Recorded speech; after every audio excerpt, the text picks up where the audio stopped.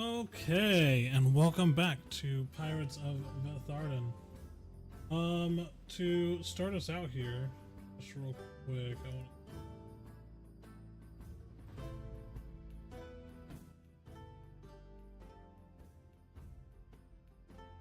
Okay. Like I said, welcome back everybody. Just to start us out here, let's do a bit of a recap for anyone who might need it. So, last time, the crew of the newly acquired Scary Boots gang ship, also known as the Axebeak, organized their night watches, Azrik and Terhuk taking the first shift while Sai claimed the officers' quarters and everyone else settled into hammocks below deck. Upon realizing you guys had strayed off course with no land in sight, Azrik corrected your guys' heading using the sun's position. And then, as your watch progressed, you began teaching Terhuk the basics of sailing. In the dead of night, Sai experienced some supernatural whispers and visions of trapped souls, which led both her and Azrik to investigate the ship's hold. They discovered various crates and barrels, including a heavy iron-bound crate that seemed to be the source of this activity. When attempting to use your abilities to learn more, Sai, you found yourself blocked by an unknown force. Searching the captain's quarters a second time, this time with Sai leading the search, you uncovered hidden compartments containing mysterious items, an iron key, a black silk sash embroidered with a blood-red crescent, and a leather-bound book. You also found a false button in the bedside chest containing a sealed envelope with an emblem of the Ashen Oath, a broken locket with a portrait of a half-elven woman and child, and mysterious vials. The locket bore sylvan writing etched inside. You all made the horrific discovery in the iron-bound crates, the bodies of the two half-elven children, a teenage girl and a young boy, both bearing slave brands. Dr. Desmond, recognizing them as former patients from his time in Al-Hajjad, as Sai offered prayers to Feloria, causing a few things to happen, ending and culminating with a faint blue glow from the boy's hand as their spirits were released. After performing last rites, they were disposed at sea, with Darian becoming physically ill from the sight of the bodies. Throughout the ship, you all found evidence of illegal activities, including both raw and refined void glass, slave trading documents, and a ritual dagger that Azrik traced back to the Ashen Oath, and now he wears on his hip. The dagger, embedded with a black opal, caused Azrik a bit of a stinging sensation when handled. You also found naval charts, coded messages, and documents referencing living property, revealing a bit more of the ship's previous purpose. Medical supplies were found along with branding implements for marking the living cargo. And during one of the watches, Darian struggled with navigation while Dr. Desmond disposed of his incriminating ledger, which now is a secret between Darian and Desmond for the moment. Later on, Sai helped correct their course from east to north-northwest and shared a conversation with Darian about her homeland of Nadira and about the Blightwood, though being very, very cagey about her direct connection. The morning brought various rituals and activities, with Terhuk performing his daily prayers, and as the seas grew increasingly rough, the day took an ominous turn as an unnatural storm descended upon the ship, the sky filling with unnaturally still, bruised gray clouds before the wind died completely. And suddenly the storm struck with full force, bringing sheets of rain and massive waves that caused the ship to list hard to starboard. The crew found themselves facing a dangerous test of your seafaring abilities as the tempest raged around you. So, coming into this, a thunderclap. A moment hits like a war drum and the breathless dawn as glass shatters and the silence around you dies. Wind tears across the deck of the Axebeak with the violence of a beast unchained. The sky blackens to a rolling bruise. Rain slashes in curtains so dense the horizon vanishes. Rigging screams around you. Waves heave like hungry giants. Timbers groan. Sails whip. Salt stings your eyes and lightning forks overhead in a jagged snarl. This is no natural squall. This is fury-made weather. Wrath older than charts, older than captains, a trial carved into wind and water. You see the masts bending like children's toys. Below, the hold shudders and groans, and between it all, you, the crew. This moment will be defining for you and the Axebeak. Not the night that you stole her, but whether or not you survive her. So, we are going to do a skill challenge here that I have named Wrath of the Greycroft Sea. So, objective here, keep your ship and yourselves intact until the storm passes. You must get 4 total successes before you accumulate 4 total failures. And I'm just going to give you guys kind of the base DC. So the base DC for all of the checks are 15. That DC can go up or down depending on what you guys do. So, like if you guys do something very clever or be extremely creative with how you're going to use your skills, or even set each other up for assistance, then that DC can rise or fall in concurrence with that. So I will go ahead and have everybody roll initiative for me. Let me get you to a page with your ship on it so you guys can kind of know what's going on. Do you guys want the one with sails or without sails? Without sails. Yes, Okay. just to move things easier. But would we be at full mast right now? Half mast? We would technically be at full mast. Yeah, it would Full be a mast. full mast because the storm came up suddenly. So, in a skill challenge, Great. we'll go through the initiative order. You guys will act each round. Why am I trying to sort there? I need to sort here. There we First go. initiative roll of the game. Oh, yeah. You each will choose a skill on your turn. Describe exactly how you want to use that skill against the storm. Be as creative as you want. The more creative, obviously, the more leeway I will give you, and then you'll roll. Once a skill has been used for a specific tactic, please try a new approach. Be inventive. No 2 identical tricks in a row. Anyone may spend their action to help or grant advantage to somebody else, but be creative. Describe it with how you are assisting, and then we'll track cumulative successes and failures until one side wins the race. Alrighty, so Right, let's do it. into this. Let's do.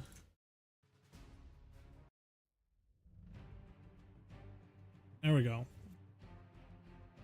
Needed to sort again. If I rolled after you sorted. Gotcha. There we go. So, as the storm hits and is raging around you, Darian, you are first up. Cripes.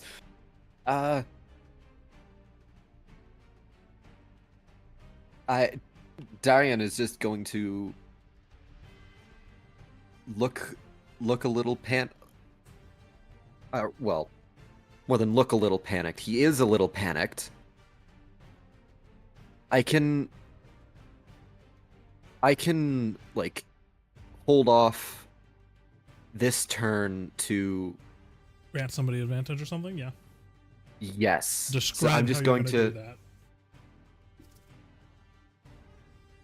I'm just gonna shout out, Captain, what do we do? And await orders. Okay, so you're holding your action? Pretty much. Okay, sounds good. On initiative, count 20. I need everybody to roll dexterity saving throw as a massive wave crashes into the side of the ship.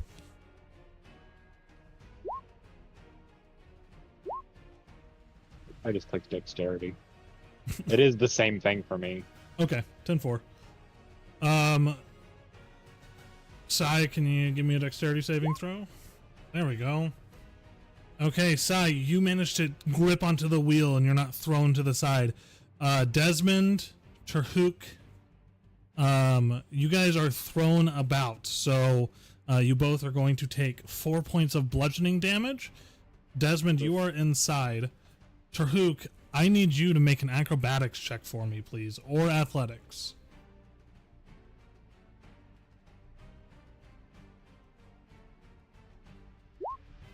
"23. You guys watch as Terhuk flies across the ship, hitting and tumbling over the railing before catching himself and pulling himself back up, completely soaked from the wave.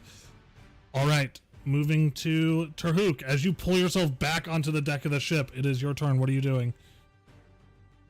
All right, Terhuk is immediately going to look at the drapes because that is a big problem when it comes to storms. Even he knows that, having been with pirates for quite a while.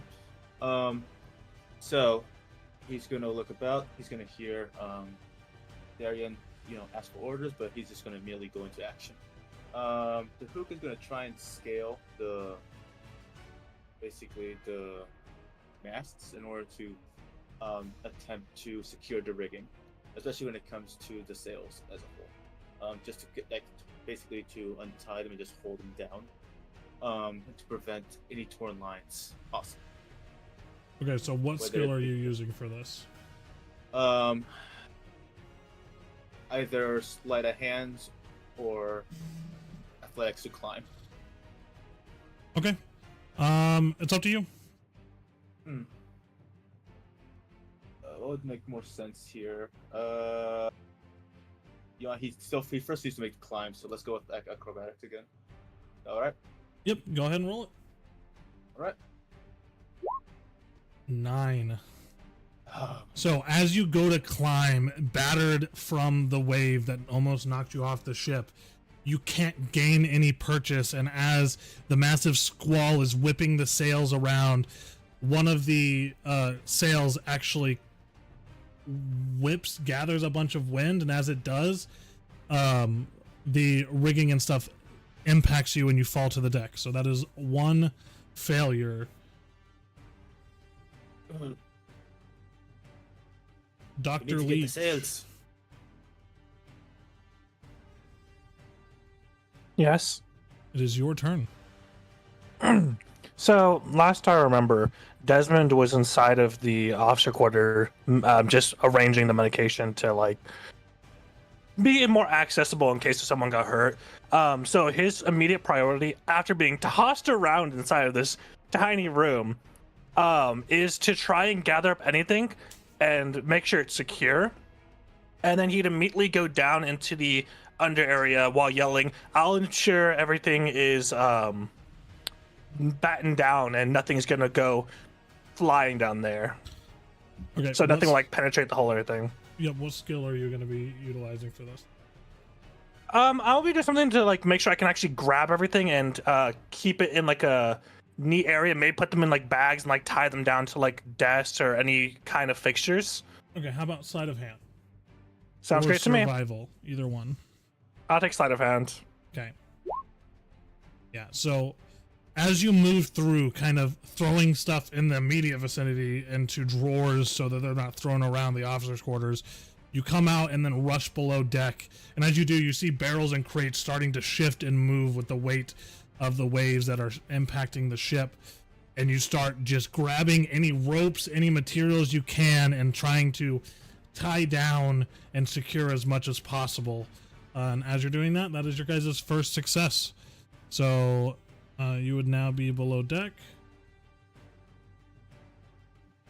All right, moving into Sai's turn. Sai, you're at the wheel. What are you doing?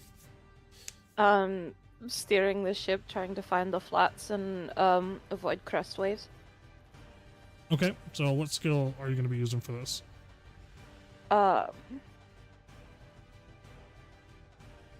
What would it take to do that kind of thing? I imagine a good deal of strength, but also a good deal of nimbleness. you could do athletics or survival or however you want to describe yourself doing it. If you can describe yourself doing it in a dexterous way or something, you can do acrobatics, however you feel like. I also need Terhuk to roll a d6 for me. Well, that's it. so Sai is going to be um steering the ship, looking for ways. The rudder's not exactly having a hard time. The hardest thing she's having to do is keep her footing while steering for the flats and everything. So I'd say that what she's doing is fairly dexterous. So I'd say acrobatics. Okay. Or she's trying to keep her feet and steer. So that is your guys' second failure. Sai, go ahead and roll a d6 as you go and start to try to get the leverage and move in a way that gives you the leverage to turn the wheel.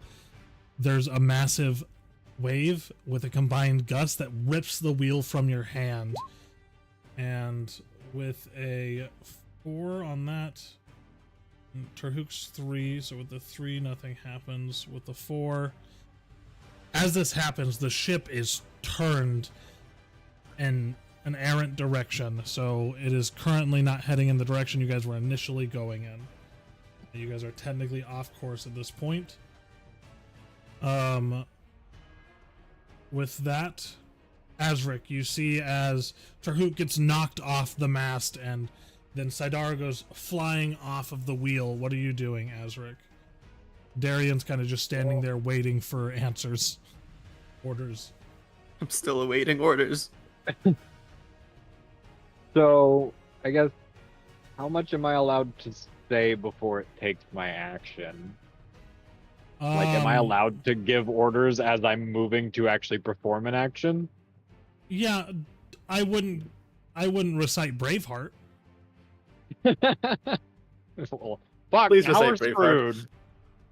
A couple sentences is generalized. This is all happening fairly quickly.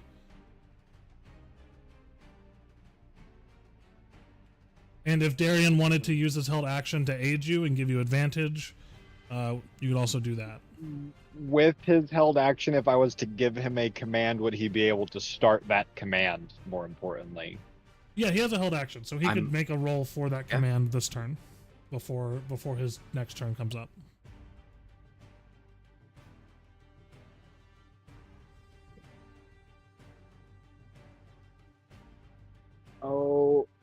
Okay.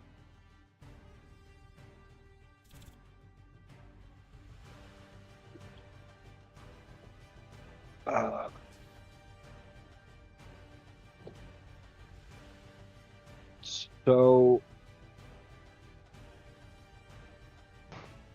trying to think of the best way to kind of word things here.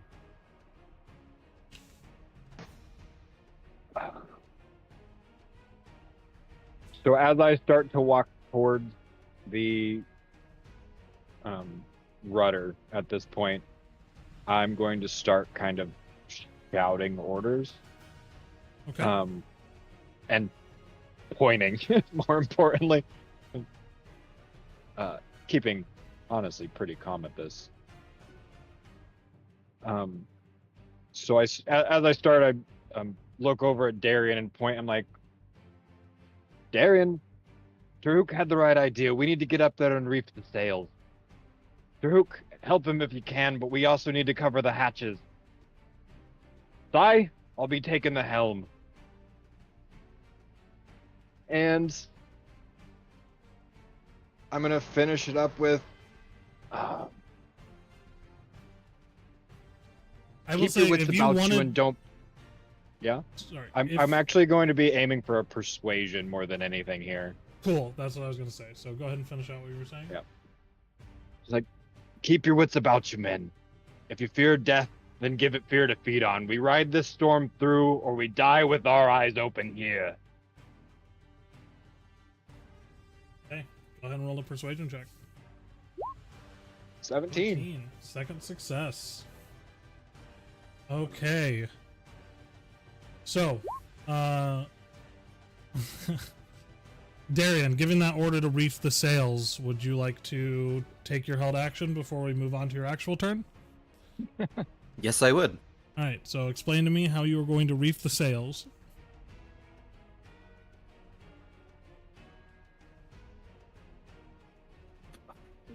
How does one reef a sail? Oh no. Acrobatics has already been used for this, so you can't use acrobatics Yep. for it. Sadly, sorry about that. Sleight of hand has been used as Mentioned. well, yes? Yes, sleight of hand was used to Fuck. get the stuff downstairs battened. I also said that we need to cover hatches. Cover hatches. What kind of a check would that be? So as long as you can describe it good enough, then you can use any skill you want. The problem is, like, all of my good skills have been covered at this point. Your 2 good skills. Hey, no. I have 3 good skills. No, that's good. Last one is stealth. Oh yeah, I forgot.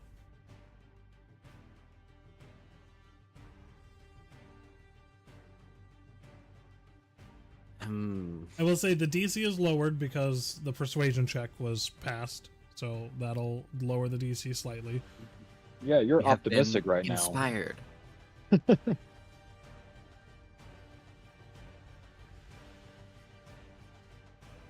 to use athletics and hope for the best.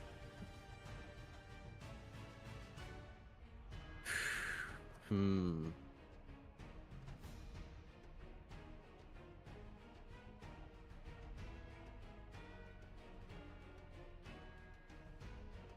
Can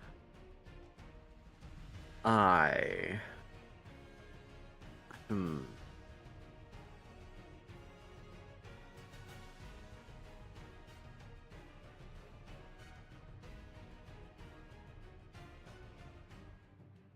So I have been instructed on how to reef a sail, yes? I believe that was something covered in on the first day instructions. It most likely would have been covered when going over, like, putting the sails out and dealing with the sails in general, I would say. I mean, You have received a brief explanation on it at the very least. Right. So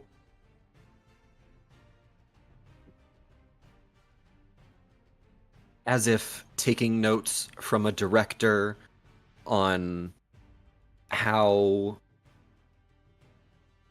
an action should look on a stage, I'm going to attempt to recreate the process in my mind on how to keep this sail from ripping us around and try and perform the actions that I have been taught. Okay. So you're going to use performance? I'm going to use performance. If I can. Yeah, no, roll performance. 15. I'll go. Hey, that's a captain, all right. And with a dramatic flair, reef this sail. Yeah, so as you scamper up the rat lines with an unerring confidence, every movement exaggerated for the maximum flair, you pause at the foot of the yardarm, one hand splayed theatrically against the mast as you project your voice across the ship. And with a flourish, you vault onto the spar, instead simply hauling canvas, performing the task, feet planted in a perfect stage stance, back arched, tail flickering for balance. You mime just sweeping your hands to cue the wind and pantomime grappling to the sheets of wind and wrestling the sails in an exaggerated tug of war, each yank timed to an imaginary drum beat or your heartbeat. And as if the storm itself were an orchestra following your lead, you twist the canvas into tiny folds and punctuate every knot with a flourish, flicking the line in the looping ribbon before snapping it taut. And when a real gust catches the sail, you spin with it, turning the rotation into a balletic pirouette before landing in a deep bow as one of the sails has been reefed. You all watch this just daring performance of Darian sweeping across the ship like an acrobat, or you know, And like Dick Grayson. oh my god. One last thing. What is a performance without some sort of quip? While I am doing this, I will project across the ocean. Aye, legends we may not be yet, but we will weather this storm, and we will be great. All right. That is your third success. Darian, it is your turn. Well, Again. shit, now what? Yeah, now what? You're standing on top of one of the masts on a yardarm. That sail reefed. There's the sail that is back on the rear of the ship that also needs reefed. The hatches need covered or sealed at the very least. What are you doing?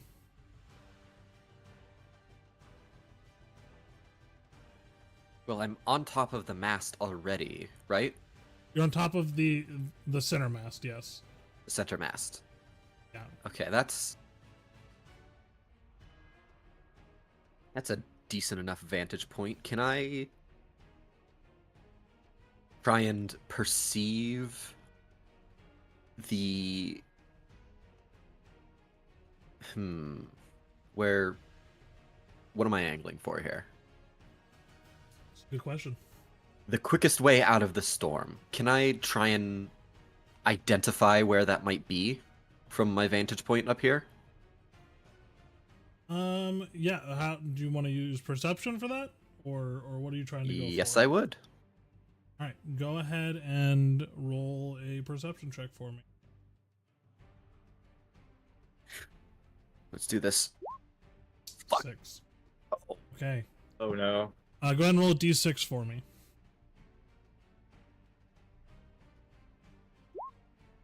5.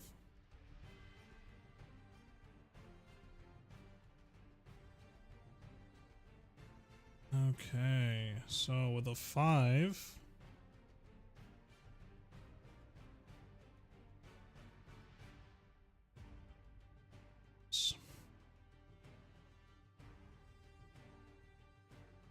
okay.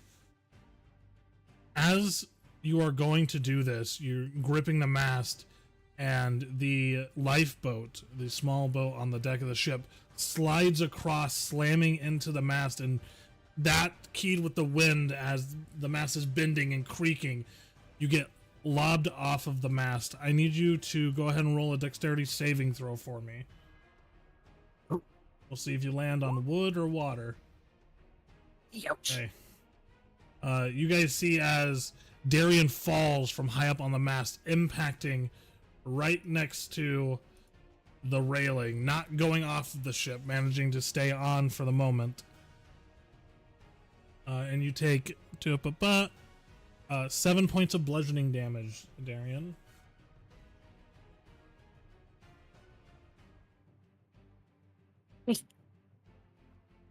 Okay, and with that 5 on your d6, the ship continues to not become derelict. So, moving on to Terhuk.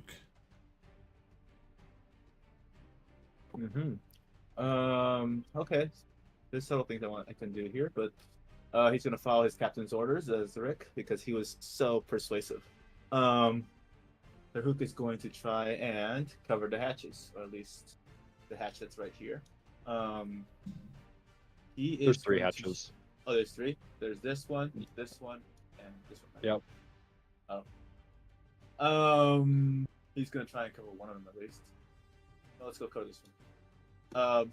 And basically he's gonna use knowledge of basically using anything that at his hands or at his disposal to try and create either makeshift cover, as if using either boxes or something akin to that, or let's say rowboat to try and basically put it on top of the hatch if it doesn't have any sort of like door to close it. Okay. Basically using anything that you can find. What skill are you using? Survival. Survival? Alright, go ahead and roll survival for me.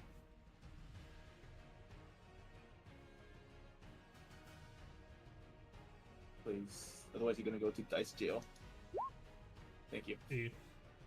Moving through, you remember surveying the ship that first day and learning some of the basics of sailing. You rush to the deck chest towards the front of the ship, and opening it in, you pull out additional canvas and supplies specifically for this reason.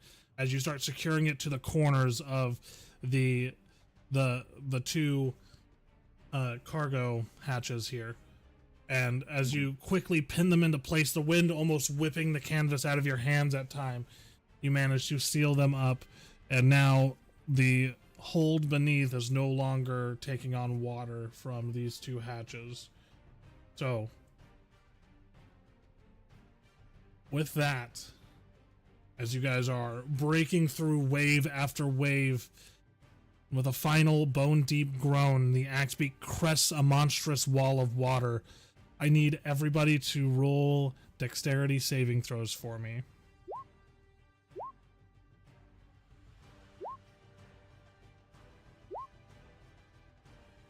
Dice is back to dice jail. Ooh. Okay. So, Desmond, Terhuk, and Sai, you all take 4 points of bludgeoning damage.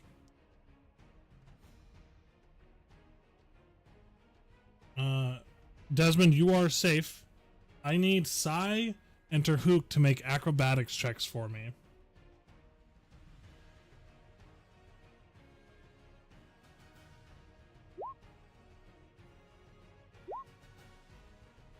And 11. Sai, you barely manage to grab and hold onto some of the rigging before you go flying off the side of the ship as you guys crest this massive wave. Terhuk is not so lucky, as he is standing over this hatch he's just secured before getting knocked into the railing and flying off the edge of the ship into the water. Then, as you guys crest this wall of water, lightning flashes, and as the storm came as quickly as it did, almost as quickly the fury loosens its grip. Rain dwindles to a hush, winds soften to a weary sigh. Though bruised clouds still brood overhead, the sea beneath you and your battered keel settles into an uneasy calm. On the hazy horizon, a promise yet claimed, scarred, soaked, but unbroken, the Axebeak and its crew sails on. And on to Milas you go. Although one of your crew is in the water currently. Yeah, being like, are we out of initiative at this point, or you guys are out of initiative at this point? Getting overboard, and There was lots of rope. Yeah, is there a rope? Is there a rope nearby? We're on a ship. I would be A loose rope. running up to the rope that is coiled, grabbing a hold of it, and as I run towards the side of the ship, I'm going to be tying it around myself. Okay. I'm running up to help pull him up. No, you need to hold the rudder. But you didn't tell me to take the ship. You would have seen me running off. No one's taking the ship now. Well, I mean, we have Darian. I don't know. There you go. that's like negative. And I got the helm. Okay. That gives us all disadvantage. Okay. Oh my gosh, I don't know where I was going with this. So you throw the rope down and it is now tied to yourself, or you're jumping off and handing the rope to somebody else?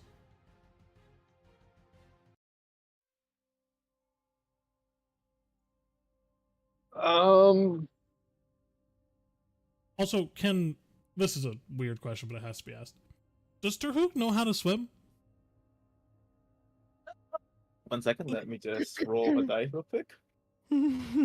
Because I mean, not everybody knows how to swim. Oh yeah, absolutely. 1 second.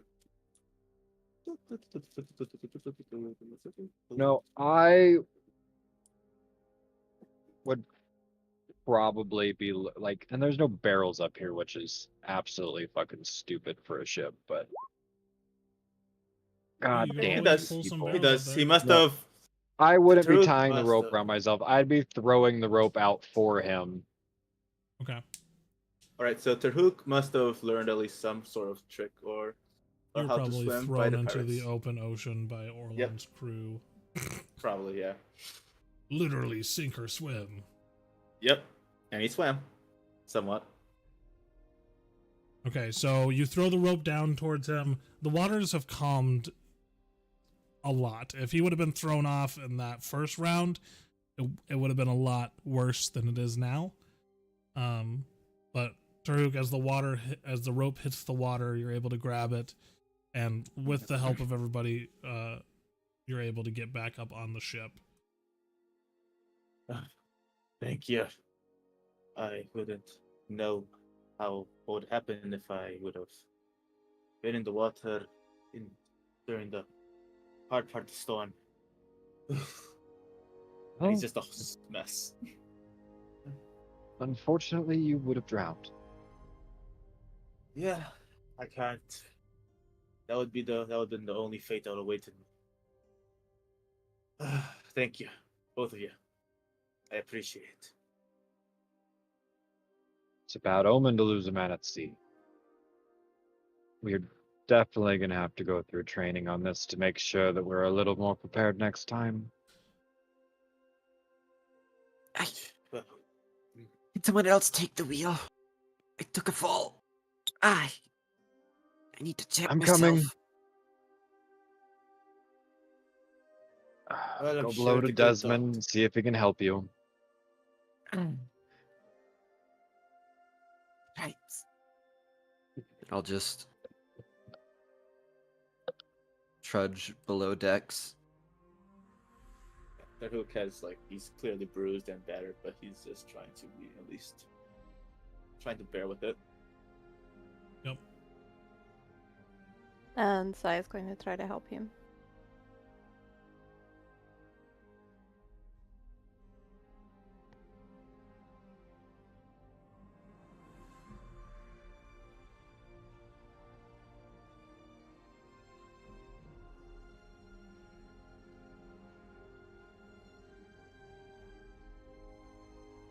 So, as you guys kind of recoup and recoil from the storm,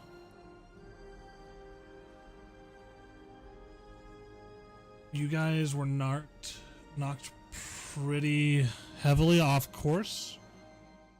So if you guys wanted to, you could go about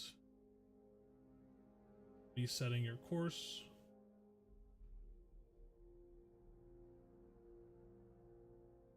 Yeah, that'd be step number 1 for sure. As I'm still shouting orders.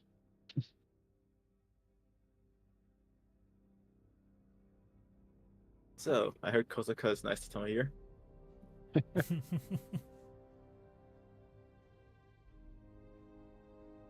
Yep. So, just a survival check for me.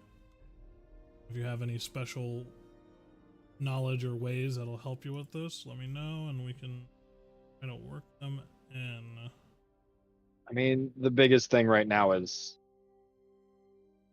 with the storms, is it clear skies at this point? Is the sun up? What's going on around us? No, so there are still the kind of roiling gray clouds, but they are moving away from you guys currently, and it is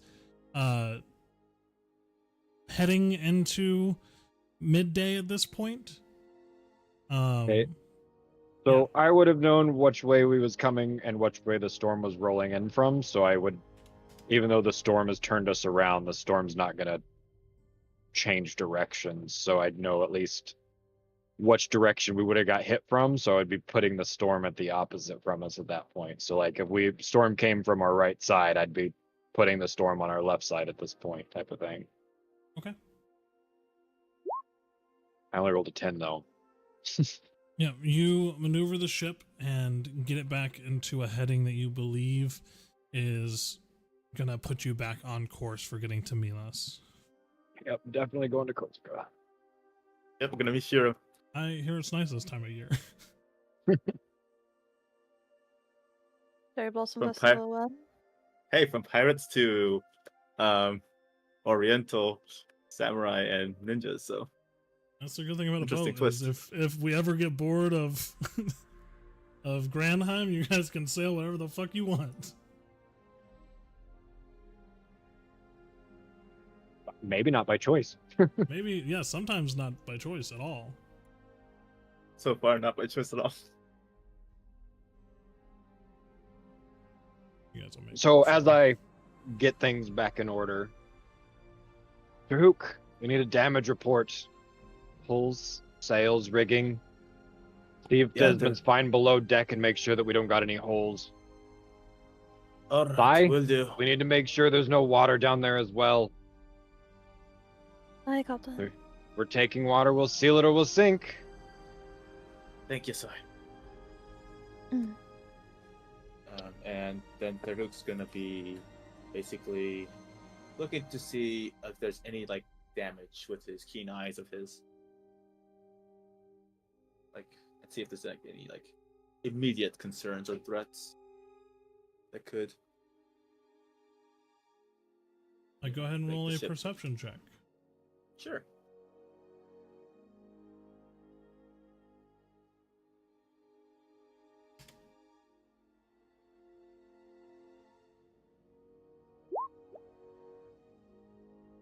$19.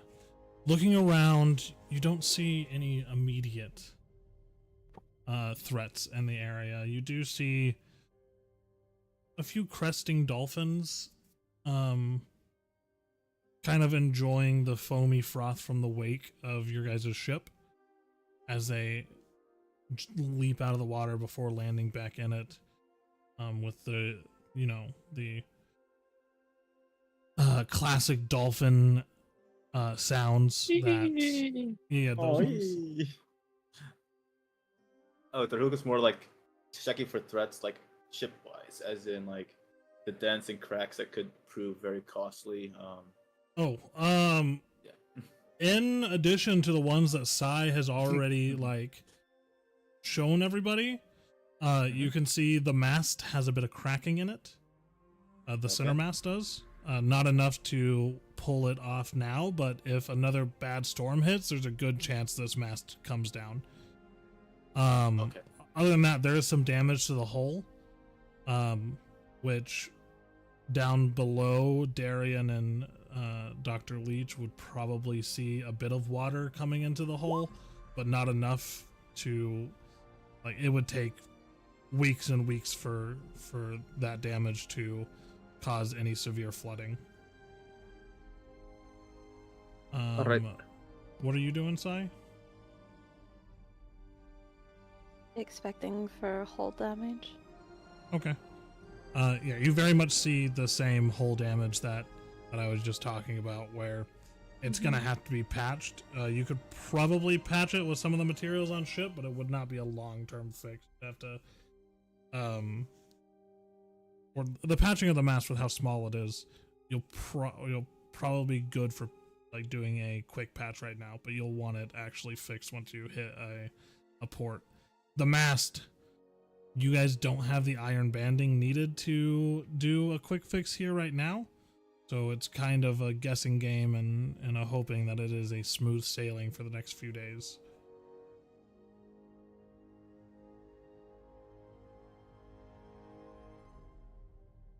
Killed before our first combat. That's our first. That's our That first was a combat right there. combat. Some of you took damage. If that wasn't combat, I don't know what the fuck is. Harder than the goblins, confirmed. Storm I out don't know. crossbows. Yeah. you guys see crossbow bolts of lightning. All right. Party wipe. GG. Damn. Well, time to roll new characters. All right. So,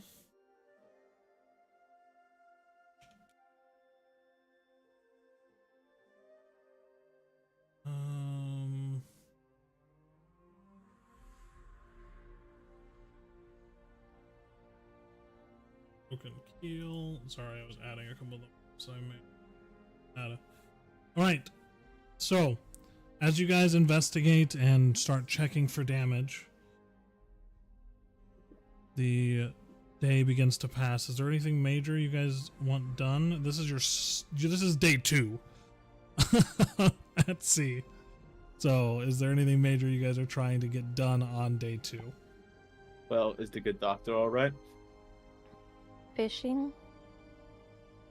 Yeah, I think Fishing? I'm perfectly fine. Just everything else just thrown. This is big mess. Yeah, I'd just be down here cleaning shit up. Terhuk's gonna try and help the patch job at least, because he is used to he's not used to ships, but he is used to climbing and just parkouring and just doing dangerous stunts. Since he has mostly been just in and about those types of situations. Okay. So he would offer to help with that.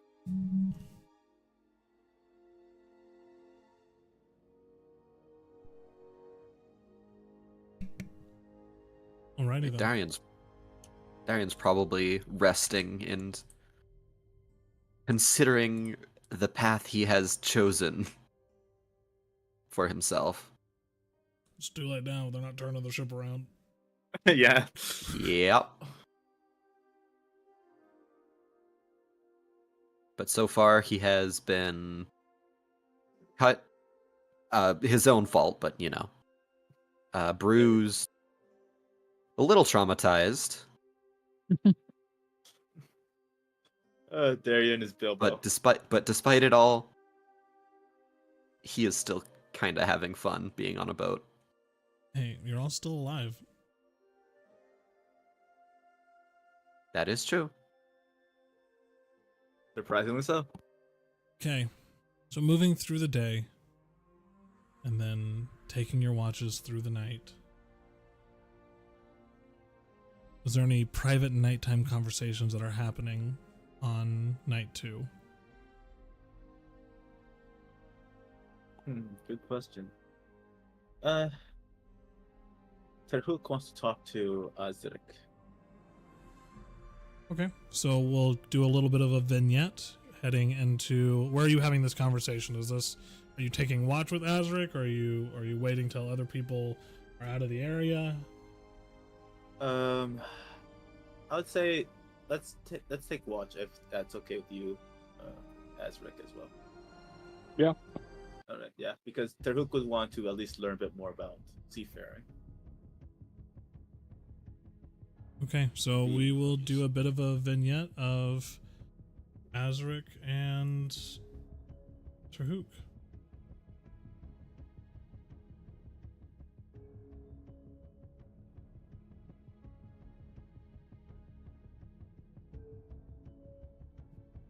And can Terhuk roll for, let's see if he learns anything new when it comes to seafaring before he has this conversation with Azrik?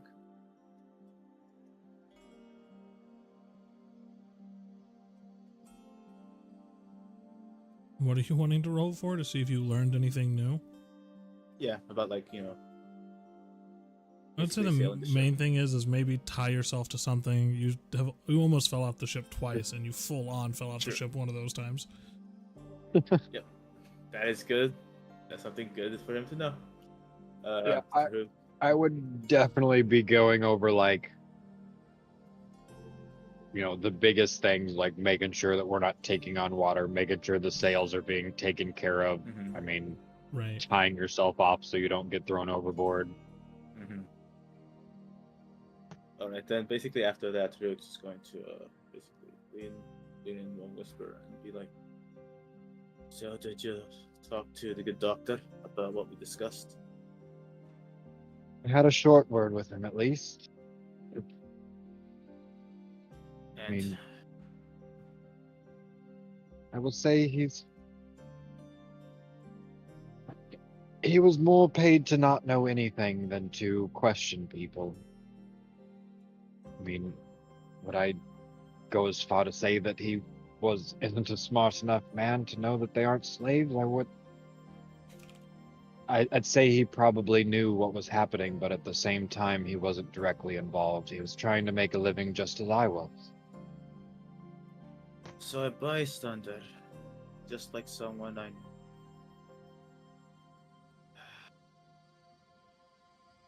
Who am I to judge? Yet I can't help but judge. We'll watch his actions for now. And, I mean, if he crosses us, we'll just tie him up and throw him over the front of the ship. I am not sure about killing a man for something like that, but regardless, let's say we don't trust him, but I really do hope that there is good in him, that he is not just acting like nothing concerns him. Like all of this isn't just ruining someone's life in order to make a living himself. But his life was anything like mine. I understand what hand he was dealt he had to play. And I'll be honest, Terhuk, we're pirates. If there's not 100% trust, I can't say that it shocks me by any means. That is true. That is the life of a pirate, is it not? Backstabbing. There's the Trying to code, at one-up each least. other. Well, that is the code. That is one thing I do appreciate of being a pirate. That is.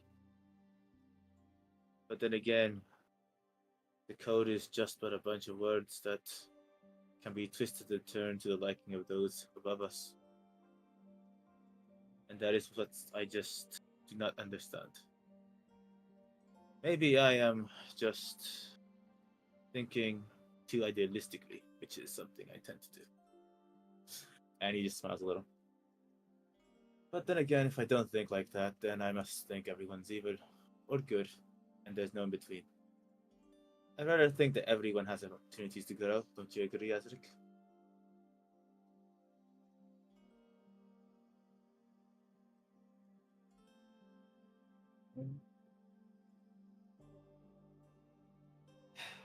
But then again, well, I trust you. That's what I wanted to say.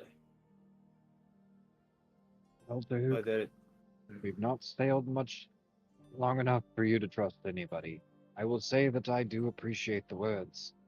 And I am the captain, so it's needed that you all trust me, but I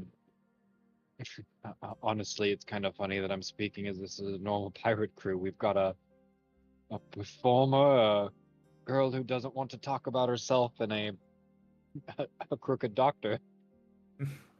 That is true. We're not we're not really the typical crew for a pirate ship, are we? But Azrik, if you don't give me a reason for me to not trust you, I will trust you. That's just how I do things here. You could have already killed me by now. Or you could have basically, killed our good doctor friend once you found the documents, but you were very, very meticulous in trying to find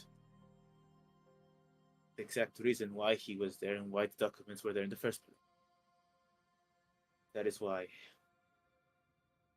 that's why I have this feeling in my gut that you're trustworthy.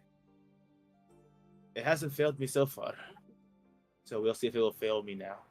But for now, my sword is yours if you want it. Somebody's got to keep this merry band together, at least. And you're doing a fine job of it, Azrik. A very fine job indeed. But in case you find anything more about the good doctor, please let me know. As much as I want to see the good in people, I'm not so idealistic in thinking that things can go all right.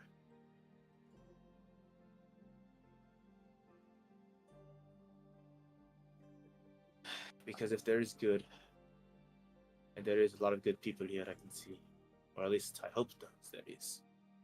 And if someone threatens that, then, well, I may have no choice but to pull out my sword, say a prayer, and do that needs to be done. Like I said, Azrik, I'm not one to dwell in idealistic, even though I want to be such. But thank you for allowing me to just talk to you, Azrik. I do appreciate it. Well, before long, we should probably wake up the next round. We've had a long day. We do indeed. Probably let the bunny sleep. He got tossed off the mast. Well, I can't really laugh since I was tossed overboard. Well, everyone else was all right, so I can't really laugh at our poor friend Darian. Got lucky. Well, luck is also a skill, as my mentor used to say. And if he continues, he'll be proved to be quite the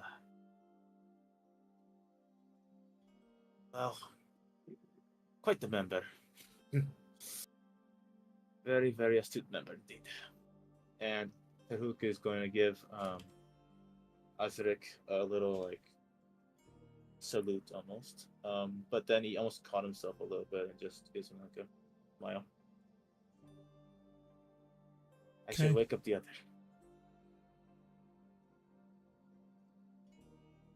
Any other private vignettes that we need to go on for this night?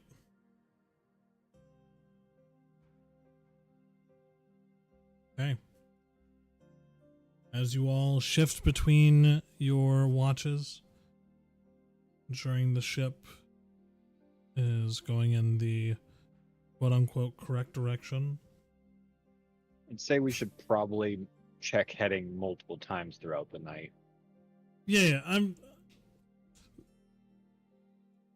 right now you guys are going on the correct heading. I'm going to assume that on a smooth trip with you guys, we're not going to roll survival checks every single night on every single watch. Day 3 starts with a gray dawn.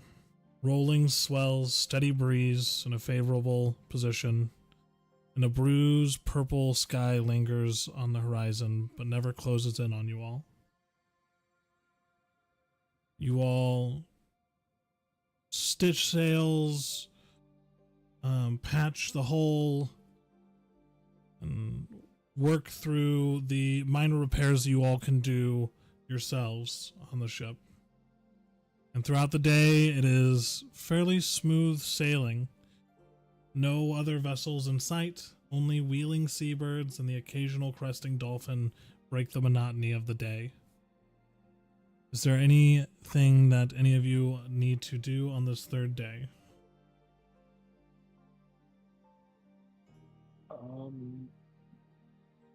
Definitely seafaring training. Okay. Just seafaring training 24/7. And fishing.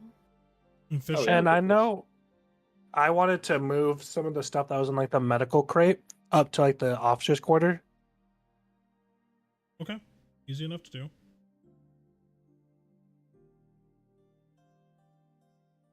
So, as you guys go through this, let's get for anyone who is all fishing. Terhuk would like to attempt. Okay. Do you guys have fishing poles? Good question. Harpoon it is then. Do we have spears? No, we don't. There are, let's see. Sai, roll a d4 for me.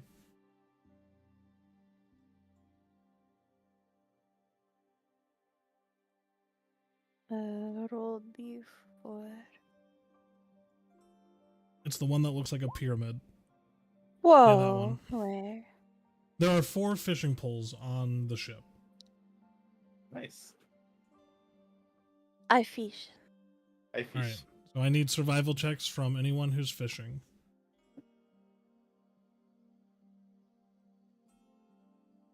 Fishing competition it is.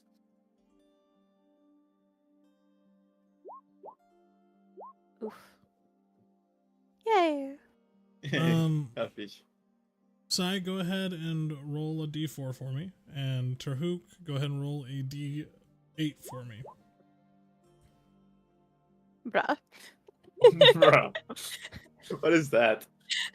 Okay, so can you roll, let's see.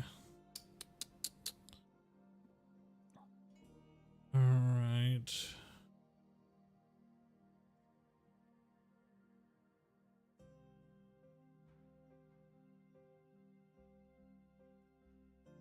There we go.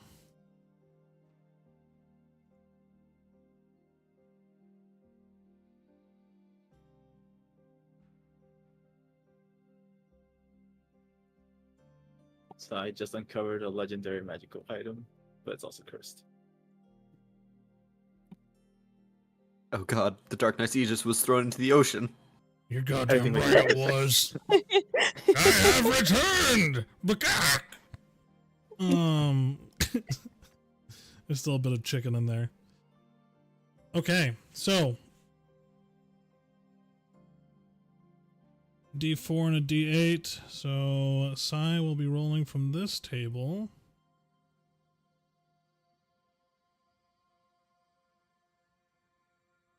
Bum, bum, bum, bum, bum.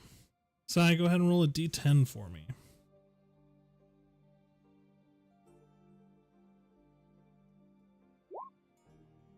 A 5. Okay. As you throw out your line, and it's a few hours before you really get anything on your line. But you do catch a crab,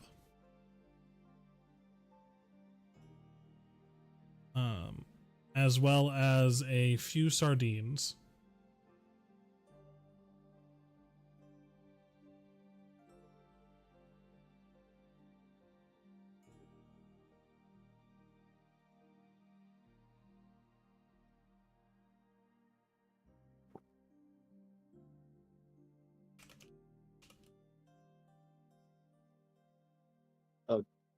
Terhuk needs to roll too. Yeah, you're rolling on a different table though. By the way, it's a blue crab, because those are ones that are found swimming near the surface. And then you can put 3 sardines. Terhuk, I need you to roll D10 for me. Right. Oof. 2. Okay. No. Please no. Uh-oh. That's not man. good. A shark. Terhuk has already been in the water once. Terhuk, you also, pull just- up. I need an athletics check from you, please and thank you. Okay, before I do that, am I fully healed? Yeah, you've had a long rest at this point. Thank you. I'm gonna need it. Oh, true and real. Athletics or acrobatics? Athletics. No, athletics. Okay. Well, that's great. Oh. Alrighty, so This wasn't one. you battle with your fishing pole with whatever it is that you catch initially, and it ends up breaking free. I need you to go ahead and roll. You don't take any damage or anything. The fishing pole is you'll have to restring it, and if you can find any string, but you can pick up a secondary fishing rod after that. But I need you to go ahead and roll another D10 for me, please. D10, okay. I was gonna come back with friends. 7. Okay.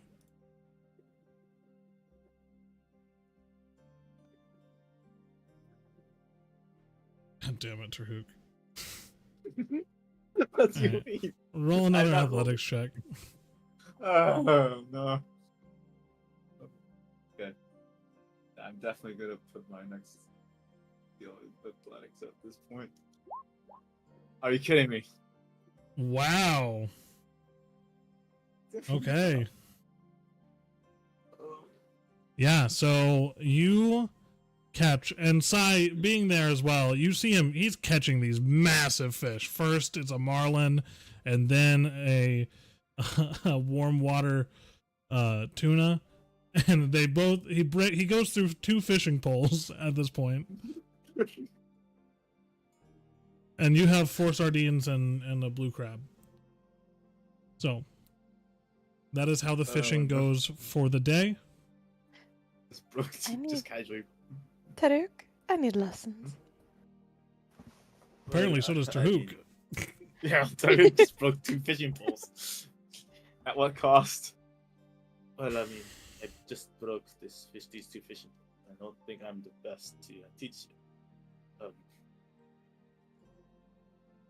But at least it came with good rewards. Okay. And as Terhuk just fishes, he just basically hums a small lullaby under his breath. Moving through the day and into the night, is there anything else anyone needs to vignette on?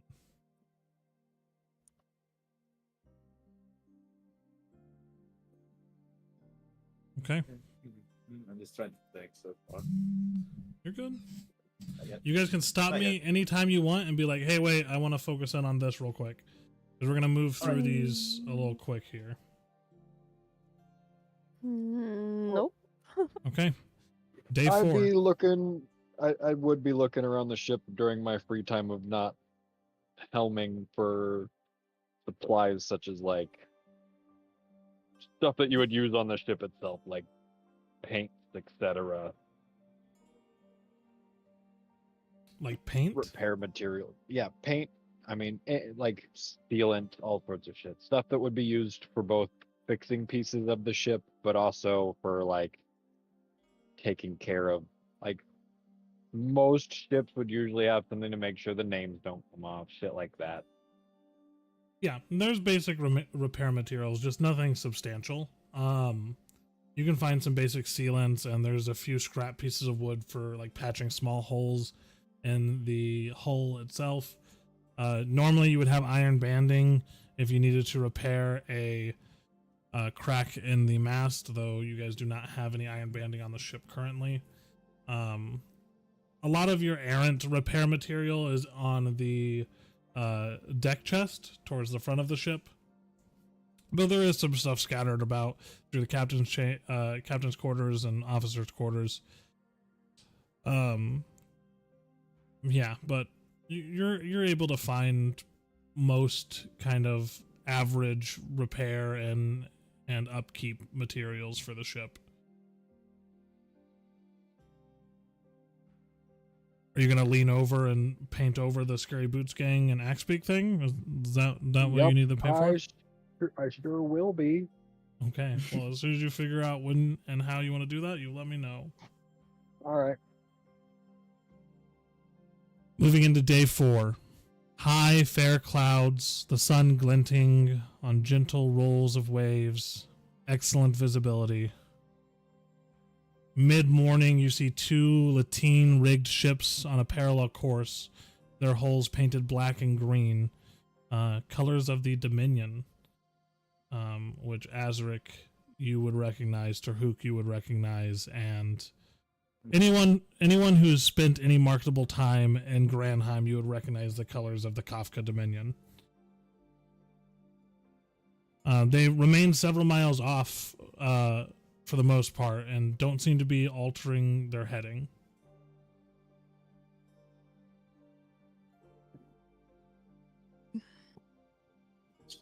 Does the ship seem like a merchant ship flying its colors, or more of like a warship? There are very few merchant vessels from the Dominion of Kafka, though they are on a parallel heading, so they seem to be heading in the same direction as you guys, but they are keeping their distance.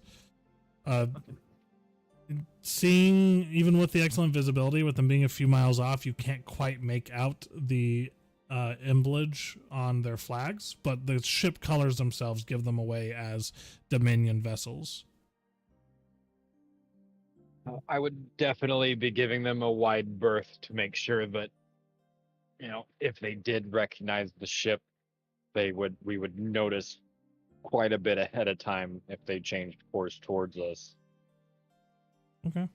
And anyone who wants to get a closer look at the vessel can roll perception or investigation. Sure. Terhuk will try. Terhuk will try to scale the mast once again just to get a better look. Yeah. Okay. Darian just wants to look at the other ship on the sea. Easy enough. Yeah. Same. Wow. They It do. is- There they do be really are ships. boats out there. They do be ships. They do be They ships. do be Not a boat boating. for real. The funny thing is, Darian doesn't even see a ship at all. Where? What are you talking Where? about? As if he rolled a 1. It's like, what ship? You're Well, look at looking those the clouds. wrong way. Cloud looks like a Darian, ship. Or when it should have been starboard. Terhuk and Sai, you guys looking over, see there's a portion of time where the sun kind of breaks behind some clouds and is not glaring your eyes, and you can see very clearly drake winged banners, and you see like disciplined deck formations and people marching across the decks of the ships in some sort of military regalia.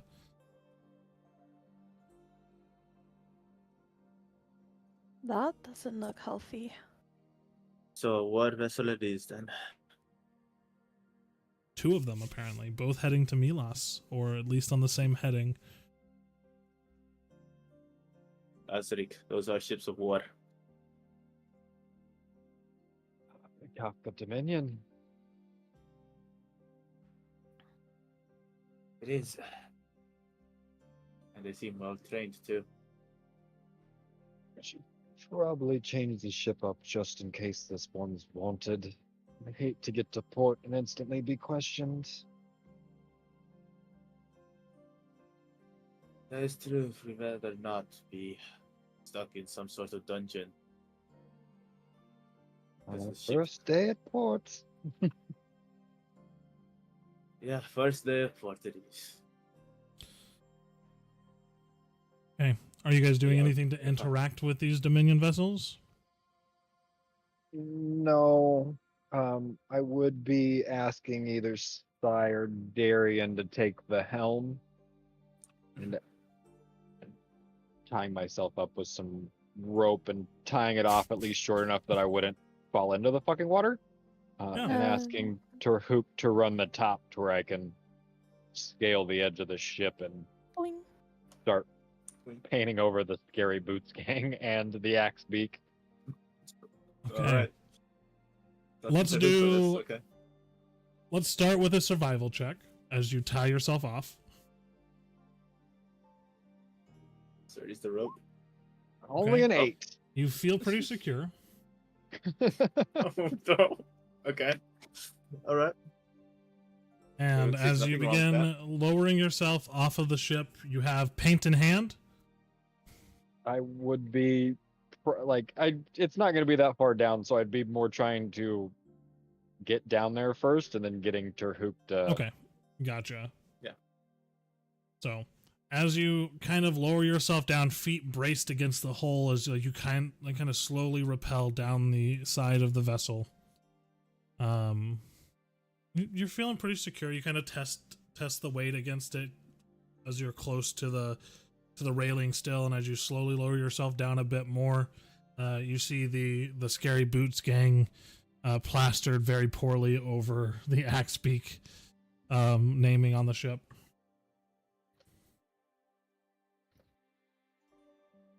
And their hook's gonna just hold it firm. You hand the paints down to him, Terhuk? Yep. Okay. So you now have the bucket of paint and the large paintbrush. How are you going about this? This stuff needs to be scraped off the ship, like sanded down. Because right now it's like placing 4 or 5 fonts on top of each other in a Word document or in Photoshop where it's just kind of all blending together because none of it has been properly sanded and retreated to allow for like a brand new symbol on it. So are you like painting a big black square over it and then painting it a different color of the name? What are you doing? I'm assuming we probably wouldn't have had those materials to actually do that, would we? No, for sanding and adding, doing like new lacquer and stuff, the vessel wasn't meant to get a new name. Right. So it's not something that are commonly. You might be able to get some sandpaper, but probably not enough to. The Scary Boots Gang logo takes up a lot of room. It was done by children. Jesus Christ. Well, No, I'd be at Who's least up? painting it over right now. Okay, so as you begin to strike through all the lettering, it's very haphazard and messy. But probably pretty soon after you get to port, you'll want to get the materials or hire somebody to sand it down and re-lacquer it and get a professionally done one or paint it yourselves. About the time you finish this haphazard shape, you go to hand the bucket of paint back up to Terhuk as you feel your weight kind of shift for a moment. And then you just fall, tumbling out of the grasp of the rope into the water. oh shit. Hell yeah. Hell yeah, another one. This happens. You guys are full sail. Oh no. Taruko said, Sai, Sai, man overboard. Azrik. And he's gonna try and do the same trick that Azrik did with him. Yeah. Also. It's fairly simple. You have enough rope, but Azrik, you get back onto the deck, completely soaked through. The paint is in the water. But the Scary boy. Boots Gang and the Axe Beak is painted over, just in bold black stripes at this point. Well, Azrik, that could you have okay? gone better. Thanks for the hand, Terhuk. I guess the debt you owed is paid in kind already.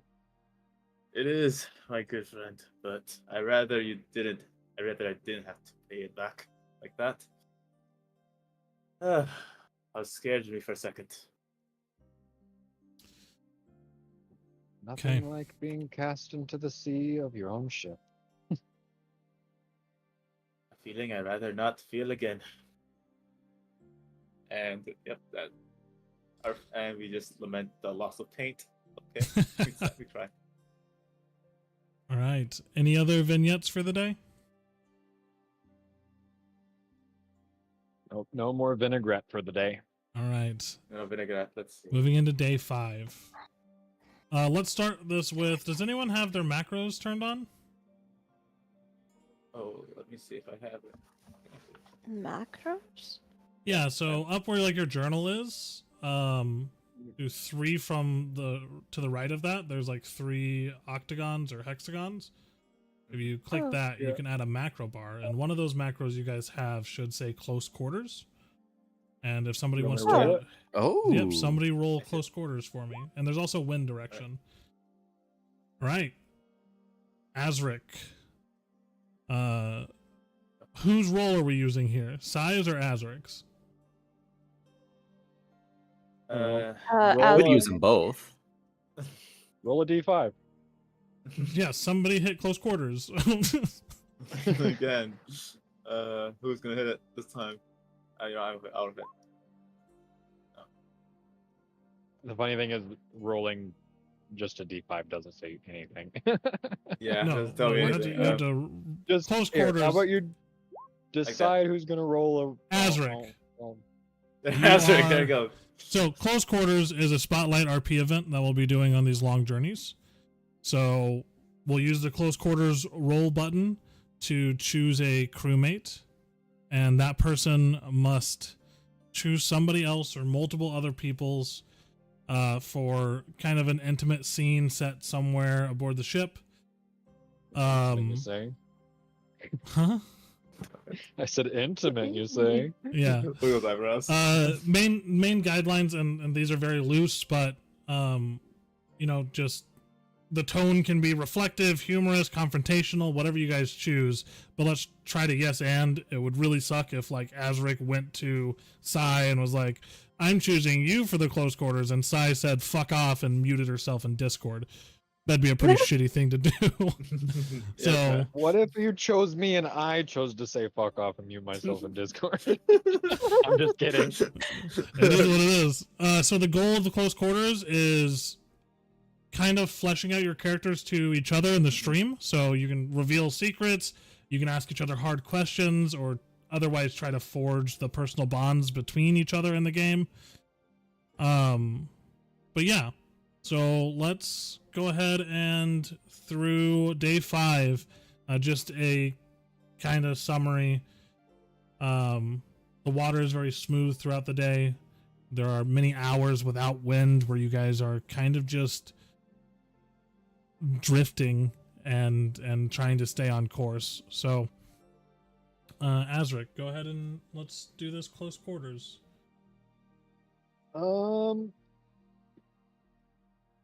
For this one, I'm actually gonna choose Mr. Desmond Leach. Ooh, interesting. Hell yeah! First one chosen for dodgeball. Get wrecked, losers. Ooh. Is there a specific area on the ship that you're having this? We're gonna do it in the captain's quarters. Ayo. You're gonna Hey, do it in yo. the captain's Yeah. quarters. Yeah. Sitting at the table, of course, fucking perverts. We're on Oh Twitch. yeah. Keep it together. We're also on YouTube. YouTube's got a little bit, Yeah. less strict guidelines. Ayo is against Twitch's guidelines. So how does this scene get set up? I would actually be asking for Desmond to accompany me for a more private conversation. Mm.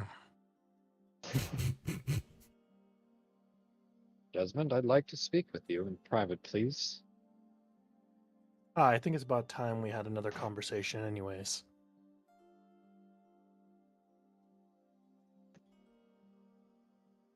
Well, at this point, we'd be going into the captain's quarters, so.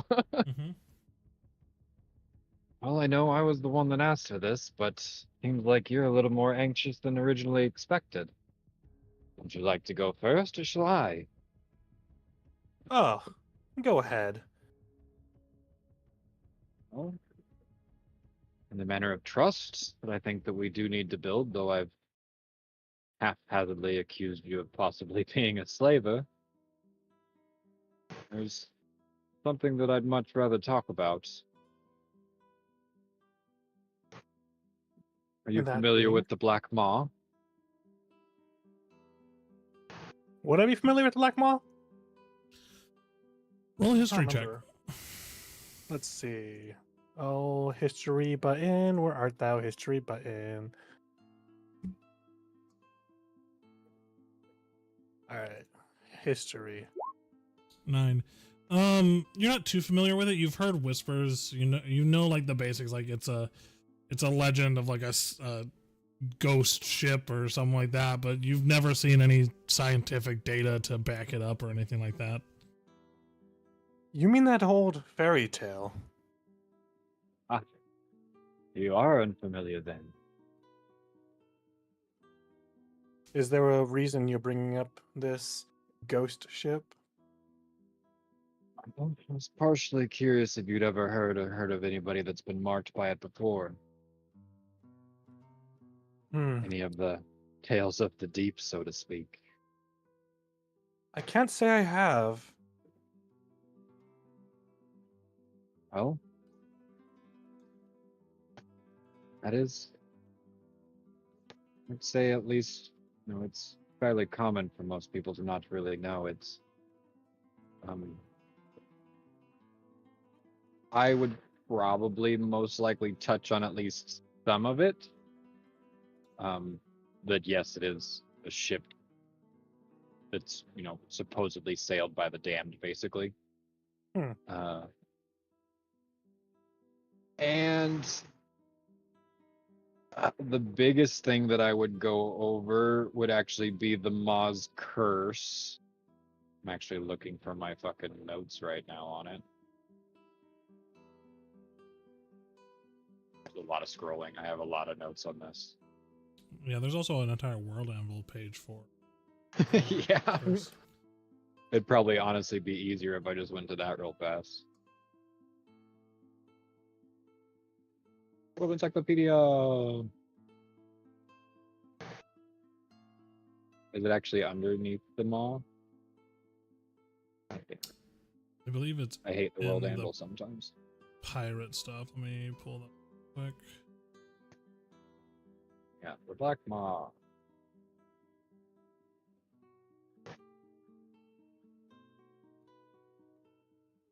Um,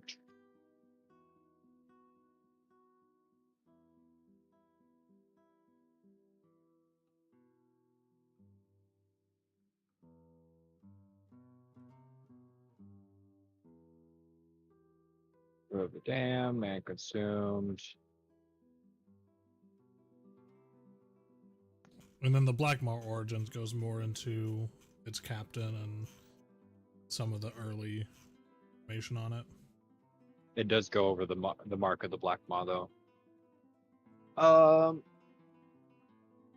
Basically that it's, somebody discovered, like if they hear the violins and discovered the jagged blackened moss seared into their flesh, its edges ragged as if burned by acid. The brand shape is reminiscent of a gaping mouth with wicked overlapping fangs, though few can describe it the same way twice, that it is certain that it never heals and never stops smoldering beneath the skin, as though it carries the ember of the Hollow's wrath.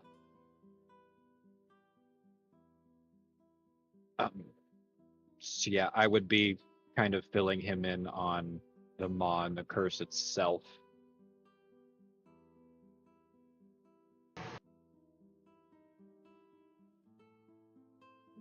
Yeah, if you want to just hit on any major points that you want them to know, and then I can throw the let's see.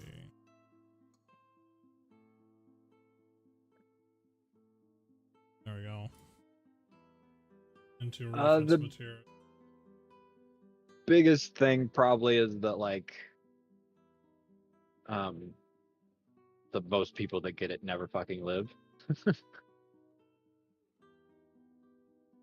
And about how like I'm more leaning towards telling him this for this is something that we need to watch out for, and him being a doctor, he'd have better signs of being able to tell if somebody's going through the signs of the agonizing pain, the seared flesh marks, stuff like that. Roger, okay, I get what you're trying to go with this. I was still trying to figure out what exactly you were trying to make me understand here. It's so you want me to keep a lookout for this mythical branding of sorts. Mythical branding, you say? What else would you describe it as? I've never seen nor heard any kind of affliction that would be anything like this, aside from mayhaps a curse. And as much as I like to toot my own horn, I am not exactly a curse expert. I understand you're no expert in curses, but you'd at least be able to tell if somebody's acting different. There's definitely signs of the one that's been cursed.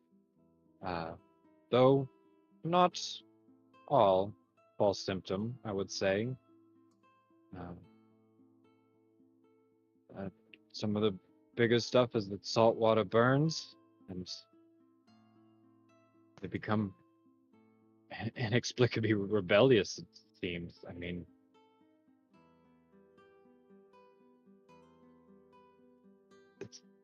I think probably the one that you notice the most is that they begin to mutter voices not their own.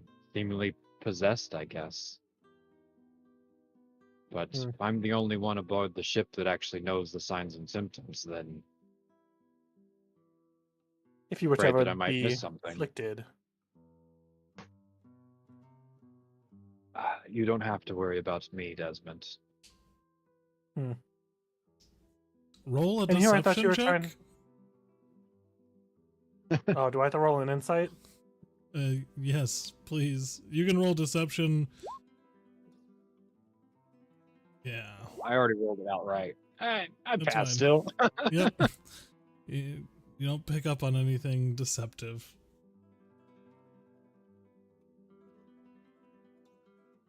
I'd go to explain a bit more as to why you don't need to worry, but with this one, I'm just going to have to ask you to trust me as I've trusted you. I will definitely keep an eye out for it. I will take some notes. Maybe we can talk some more later about some more of these afflictions so I can keep a better eye out on it. Though, I am curious, where have you seen these afflictions? You seem to be convinced that they're not exactly just folklore. Let's just say I've had a brush with the Black Maw at least once. Hmm. And it's Well, until definitely I've seen something it. I'll never forget.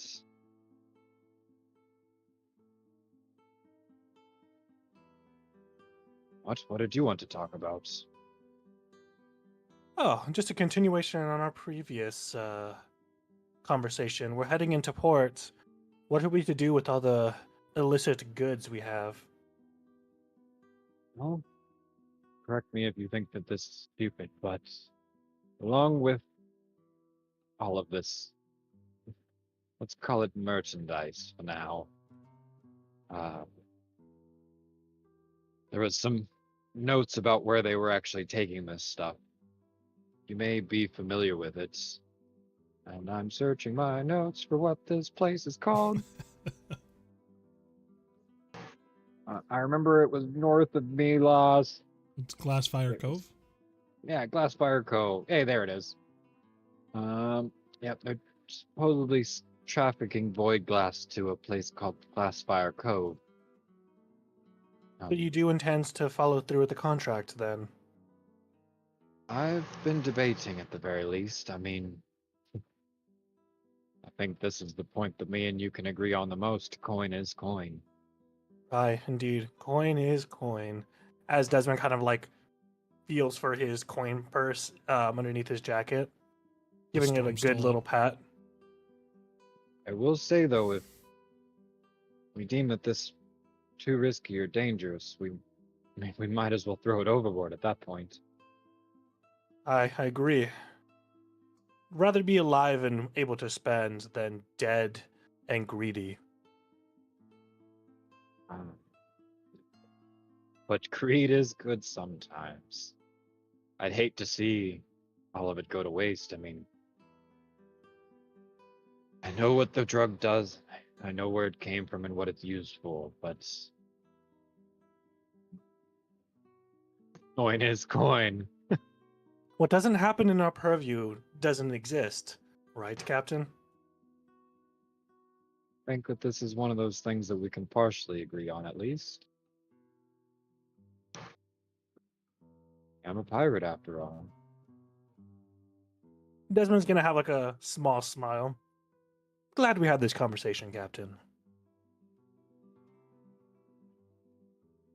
I trust in you, Desmond. Just like I have to trust in the entire crew. And I'd like for you to at least understand that we've got to trust each other for mutual gain at the very least. Trust is very hard to come by in our line of work.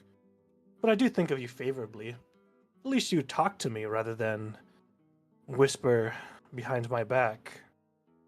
I tend to like those types of people a lot more. Much easier to deal with, make deals with. If I sat there stewing and thinking that you were just going to be a slaver under my watch, one, I'd probably start to not, actually confront you at the time needed, or even trust in you to do what needs for the crew and the ship itself. So It honestly hurt us both. I have no intention of betraying the aspirations of our current crew. As I said, Well, then. I needed to get out of there, and our goals align at the moment. And that's all I should say for now. All right then. I will say that we should definitely inform Terhuk on some of this as well. And the only Terhuk? reason I say that is he was with me when we uncovered the documents with your name in it, and though he trusts us and he trusts my decision to trust you, I'd rather at least have you talk to him as well, to where if he does have any inner qualms, they can at least be settled. Out of character, I know him as a guard, right? No, you have no idea who Terhuk is. Terhuk Okay, knows then never you. mind. Okay, then no. All right, I have no problem speaking to him. But remember, Desmond, you saw Darian the night before, or a few nights ago, clock you throwing your journal off the side of the ship. So there might be another suspicious entity on the vessel.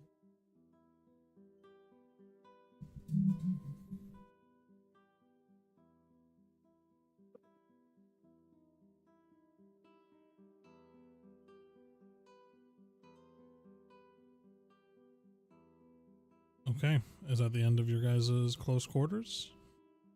For now. I think so. Alliances are forming. Who will be voted out of the ship next? All right. Does anyone else want to grab anybody for their own RP stuff, or are we good to continue moving through the day? You know what? While they do that, Terhuk is going to grab the other two. Oh, okay. We throw them off the ship. It's like, fuck you guys. Fuck you guys. No. I'm not sure if this would be during that conversation or not because we need someone at the wheel. You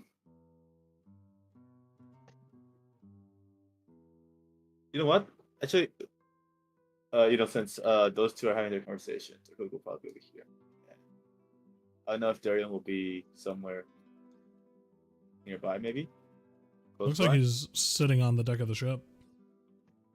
Yeah, or like most likely Darian's just dicking around somewhere on the ship, just at any given moment. You see him look over the edge and you're like, you guys are sure those are other boats? What boats? I just see clouds and a seagull. Is that considered a boat? Oh, man. Terhuk is just gonna be like, so Darian, Hey, what brings you to, well, go on this adventure? Since, well, I see that you're not quite used to all this blood, boat, and lots of water. I suppose not. Well, you did introduce yourself, and you did say what you did. Well, a little bit what you did, but since we've been on the ship for quite some while, I think it would be good to at least talk. And well, in case you ever want to have a game of cards, you can always rely on me. And he just shows them like a pack of cards that he holds, and he just like, which I would offer a game or two. Oh, are you sure about that? You think, well, I got something of a talent for cards myself. it's nice seeing you're confident. It suits you a lot more than just shivering like that. Come on. I do not shiver. Well, I wouldn't call it fear, but I thought I saw some of those furs of yours. Wiggle a little bit. And he just gives him a little smile. Well, we handled it, didn't we? Well, we did, eh? We did. And what about you, Sai? Are you Mhm. interested in a game of cards as well? I have to steer the ship. Well, that is correct, but does it have to be now? As I said, I'm just offering a game of cards. If you ever if you ever want to play. Maybe. Don't worry if you don't know how to. I can teach you some rules that my friends used to teach me. Well, they probably did that just so they could win some coin off me. But no matter. And he just puts the cards back away. So what do you think about the other two? Since we need to trust each other out here, and well, I know we're all carrying some sort of secret or something that we just, something that is something that's either holding us back or holding us moving forward. Or leading us forward, that is. But I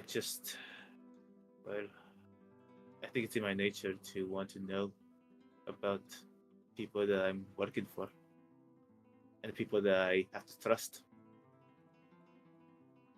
I don't have any secrets. Insight check. Inside check. Just a All double right, insight roll check. an insight check. Whoever's rolling insight, roll insight. And Sai, please whisper to me either persuasion or deception, your choice.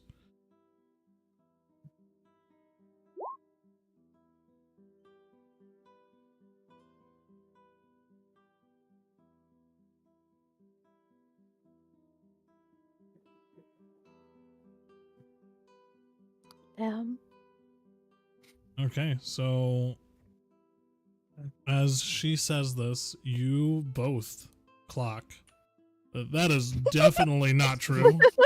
Anywhere close to true.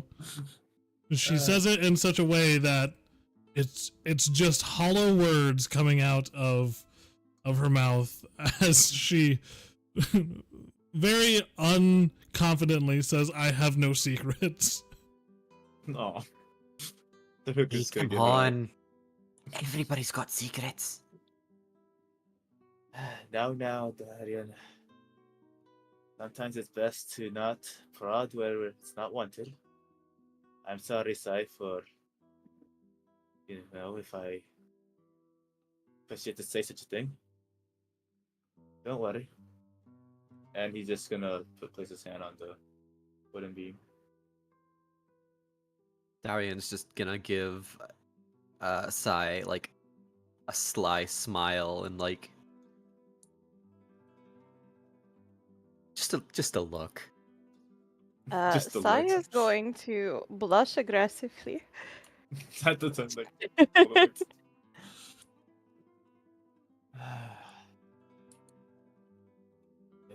Well, at that point, maybe it's not a secret actually.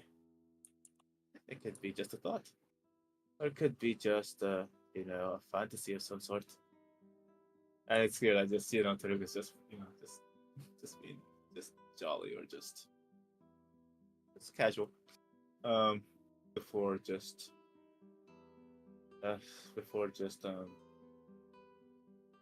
lowering his voice just a little bit and just motioning for Darian to just get closer.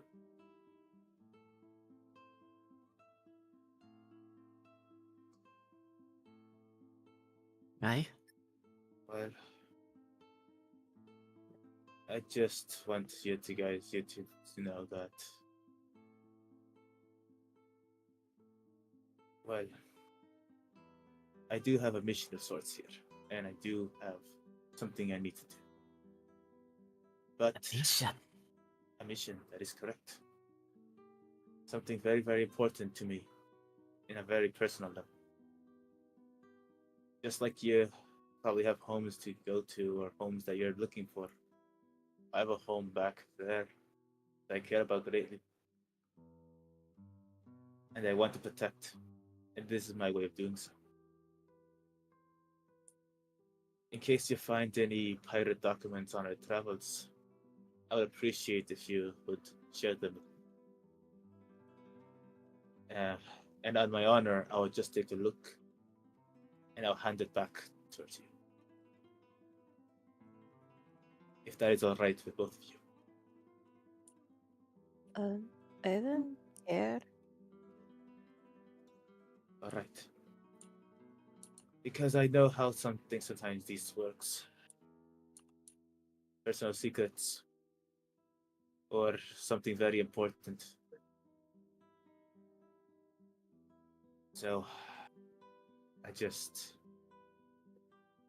wanted to just ask if that was all right.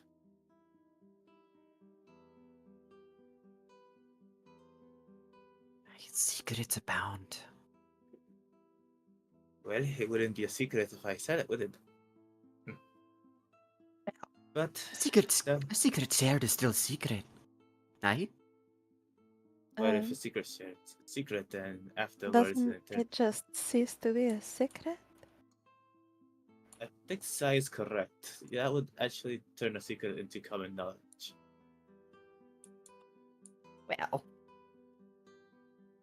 if everyone knows it, I suppose. But Hey, if you give it to a few small people, it's still a secret, aye? and you're not gonna be telling this to everyone else. No, of course not. Inside check. All right, roll insight, and Darian, please whisper me either persuasion or deception, depending on whether or not what you just said is true or false. Okay, apparently he likes 13. Okay. He seems truthful. He doesn't seem to be hiding anything. What he says seems point blank and a matter of fact. Alright, then I trust you, Darian. You seem like a very honest person. A very honest individual, and I do want to... Maybe this would help lighten my own burden. I'm a paladin. I just And as a point of order, as you say that Darian seems a trustworthy sort, you get the sense that maybe not all the time. is he like showing like sense of like regret or like surprise or something, or He's got this coy look. Like, he has definitely lied about a few things in his time. okay. But anyways, how did you say? What order? Well, that you would have to spend a few more days than just 6. And he's All like right. a voicemail. But it does warm my heart that I'm able to say such thing. It may not seem like a big deal, but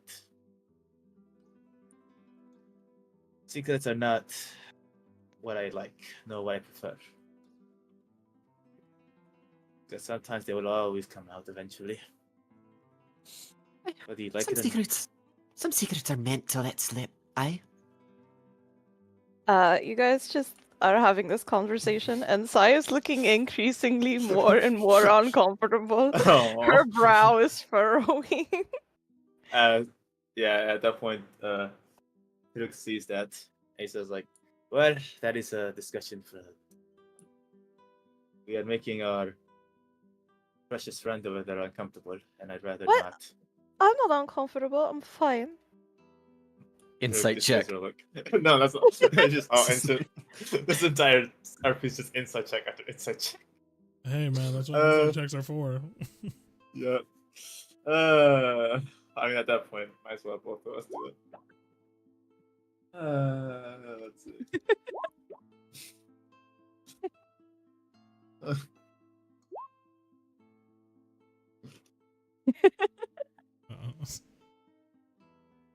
Oh no. Yeah, she doesn't seem completely honest with what she's saying. I'm curious about these rolls. Oh man, you guys. Great. All right, fine. It's enough secrets for now, eh? Well, hey, that is true. And don't worry, Sai. Even though if you're, keeping things to yourself, that is all good. I can tell you have a very good heart on you. And he gives you a little smile. But I think that should be enough playtime for now. That's pay attention enough in front of us, say. If you want, I can climb to make sure that we're heading in the right direction, Sai. That would be helpful, yes. All right. And he just gives them both a smile before going off to climb the sail. But pretty much with pretty good ease. As if he parkoured a lot. Or if he has some sort of like knowledge of climbing.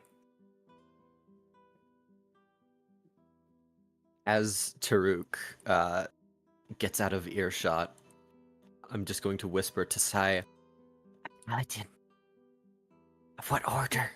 I've got to know. Oof.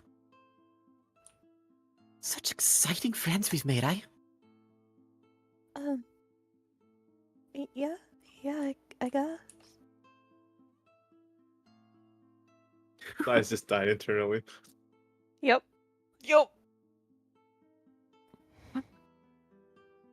Such fun. And Darian will go off to, I don't know, do something. I don't know. I don't think Darian knows either.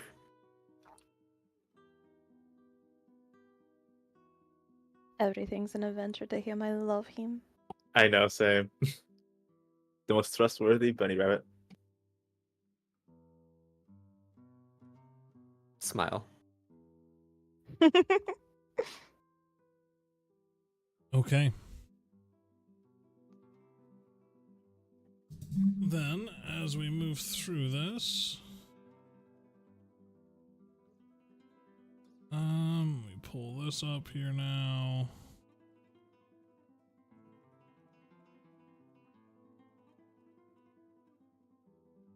And there we go.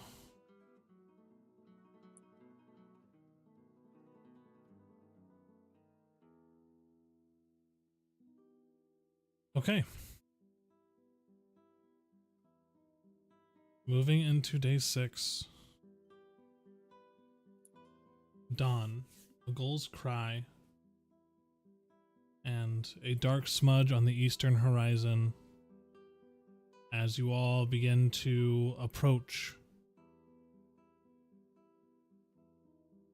a massive inland bay, Tsubame no Ura,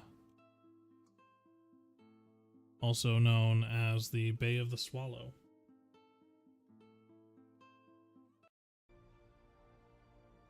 Go. I have to change the music a little bit. As you guys get closer and closer, you get your first glimpses of Milas. Terracotta roofs and copper-toned minarets gleaming in the sun's haze. Slight aromatic breeze of saffron, salt, and jasmine smoke. And you see fleets of lateen-rigged spice dhows and squat round-hulled grain barges tacked toward a broad heading leading into the sheltered bay. This will be your last day fully at sea, and you guys will be approaching the port tomorrow morning. So, is there any plans you need to set in motion before approaching port on this day? Are you guys sailing straight in? Are you anchoring somewhere where you would otherwise not anchor? What is your plan currently? You have covered up the name on the side of the ship, haphazardly so, but it is covered. So Couple things. before that, yeah. Go ahead, sorry. Desmond. I was Nope, gonna you say, first. yeah. I would have had to say like all of us talk. Are we going to try and hide the drugs better, or are they just gonna kind of leave them where they are, in case we get inspected?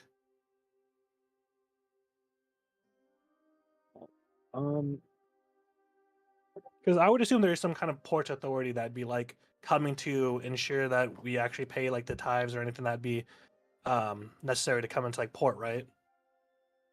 Normally, yes. There is a port authority. They have stalls across across most ports. You lived in Milas for a few months, Desmond. So you remember the port authority at least approaching the captain and searching the trade vessel that you kind of hit away on to get here. But you don't know how much or how far that goes, if they can be bribed possibly, or what. Like I said, yeah, I'll definitely bring that up. So, guys, do we wish to hide the illicit goods a bit better? Last time I was here, I remember them at least searching the ship. I mean, due to get arrested so early into our our career, as it were. Aye. Is that stuff you told me not to touch, Azrik? That would be it.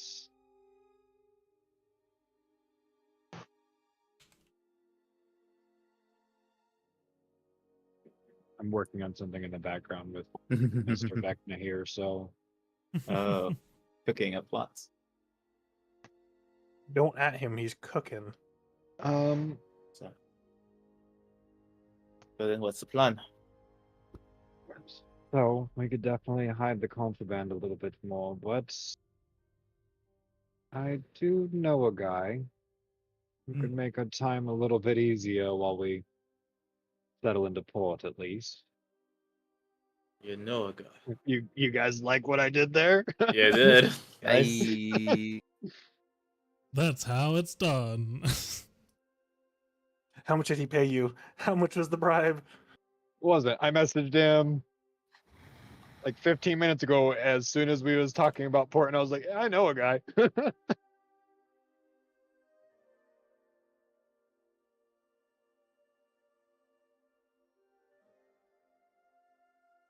Okay.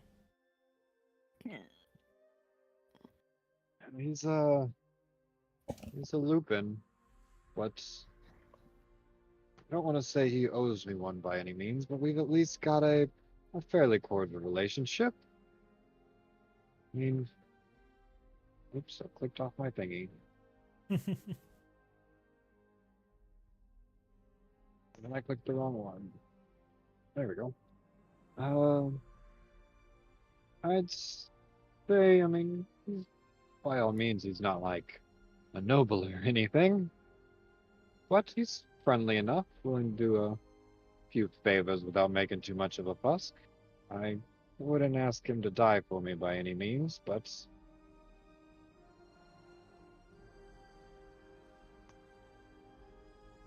So is this your way of telling me I don't need to go under deck to secure the goods? we should probably at least secure them in case this plan goes south. Or if they've got a different harbor master, by all means, but I doubt that. It hasn't been that long. On the positive side, though, I at least wouldn't worry of us being completely ransacked. I will say there's a lot of goods down there, so it might be hard to make them all disappear by any means. We do have those false bottoms we can employ. That is a not good enough idea, to sir. not enough to hide 3 barrels of raw. We've got a lot of drugs to hide. We could always. guess since we're all here and we're all willing to talk about it, which I'm going to move myself up top. Pow! Kapoo. Since we're all here Hey, let me move myself up here as well. and able to talk about it, what I should say is, as we all know, that I am a pirate through and through, and coin is coin. But if we do deem this too dangerous, we can always throw them overboard. Though it comes with risk both ways. Oh yes, pollute the harbor while we're at it. See how long that go, or how well that goes for us. Within, I don't know, telescope distance. I'm sure they already have someone looking at us. I'm sure they do, and if they see us dumping things or acting frantic now, all it just does is raise more suspicions.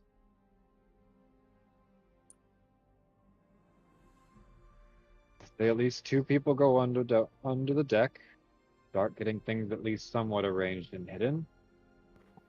If we find a little bit, we can at least claim ignorance or claim that we came to turn it over to the god because we found it floating at sea or something. I don't know. But the harbor master will at least keep people off of our backs and will let me know if there's going to be a search. Alright then. I don't like it that much, but if this would stop it from being quite a problem for us, let's Desmond, do it. Yes. I would like to lean on you for the cargo underneath the holds. You can lead that charge. I mean, I don't want to speak out of turn here, but I think you're probably one of the ones of us that is most familiar with making things disappear. I'm guessing you have gold for me, Captain? I can make As a he kind coin of disappear. laughs. Let's just say that if we're able to pull this off without a hitch, I think there'll be enough gold for all of us to go around. Aye, a mighty tempting offer indeed. I'll get started on it. Darian, come on. Your fetters bounty. Oh, Jesus. Right, Terhuk, as they do that, we're gonna go over the proper acts of docking a ship. Alright.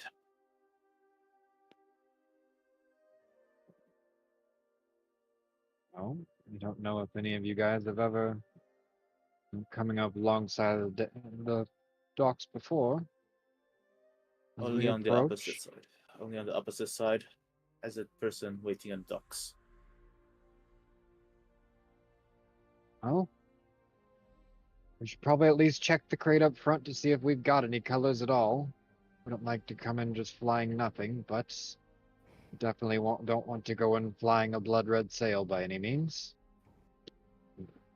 Don't got any drums or anything to at least let them know that we're coming, so at least hopefully their eyes are enough. I will say that if they raise guns at all, make sure that I'm the one dealing with that. Alright. Easy enough then. Sai? I'll take the rudder for when we approach, but I definitely want to make sure that we know how to deal with the sails. Aye, Captain. Trim them all up. Terhuk, have you on the bowline? I hope you know that you can. I hope you can throw. I'd rather not look like fools having to throw more than once. Well, Once we actually do get docked up, gangplank out, but nobody steps foot off until we have a full round. alright, Azrik. As you say. And And you make can- sure that no blades are bared while we're in port. We've got drugs aboard and we don't want them coming. My blade is sheathed unless I see something that needs my blade unsheathed. And he just goes to prepare his throwing arm. And it's good. if Darian chooses to run after we've traumatized him with dead children, we should probably let him. I hate to say it. He hates to say it. Some scars run deeper than we hoped.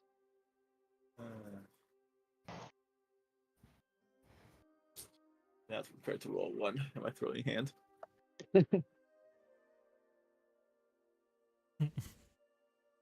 Somehow he I just would- throws it at Afric. And oh no, I- it becomes the cage. And then I know that Saya's talked about sails and knowing how to deal with stuff before, but I'd still at least be verifying that she knows what I mean by trim the sails and making sure that we're slowly creeping in kind of thing. Right. And so, is there any role needed for me and Darian down underneath to secure these goods? What exactly are you wanting to do with them? Just to put them in a state where it won't be looked at too close. Like it looks like they're good. I'm trying to hide them while making everything else more apparent of what's actually in them. So like with like the medical goods, like obviously you're gonna put the stuff back in the false bottom that was in there. And make sure the medical goods like lids is like off and prominently like seen. So like maybe so they don't want to dig deeper, like, oh, we already see what's in there, Sure. So why don't either one of you can roll with advantage, or both of you can roll separately. Roll a survival check. I don't mind rolling it. I will give you advantage. Sure, I have a terrible roll, but let's do this. Oh wait, that's one. Let's see. My bad.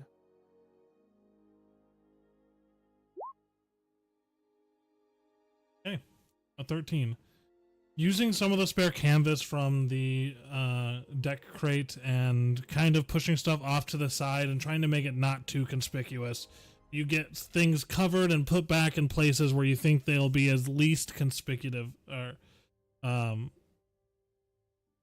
least likely to be looked at.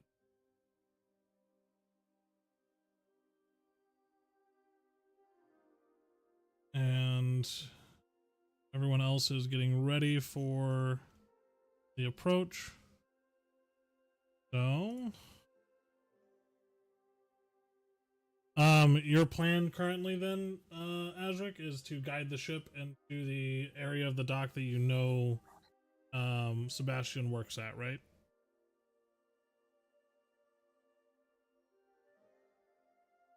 You might be muted, Azrik. I said correct. Okay. I was muted too.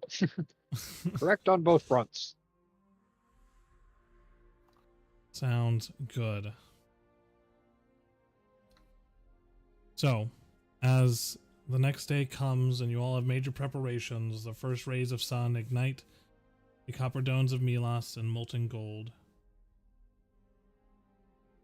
As the axe beak crests the final wave into Subami no Ura, the veil parts like silk drawn from a blade, revealing a resplendent sprawl of the city of Milas, known as the Amber Veil of the East.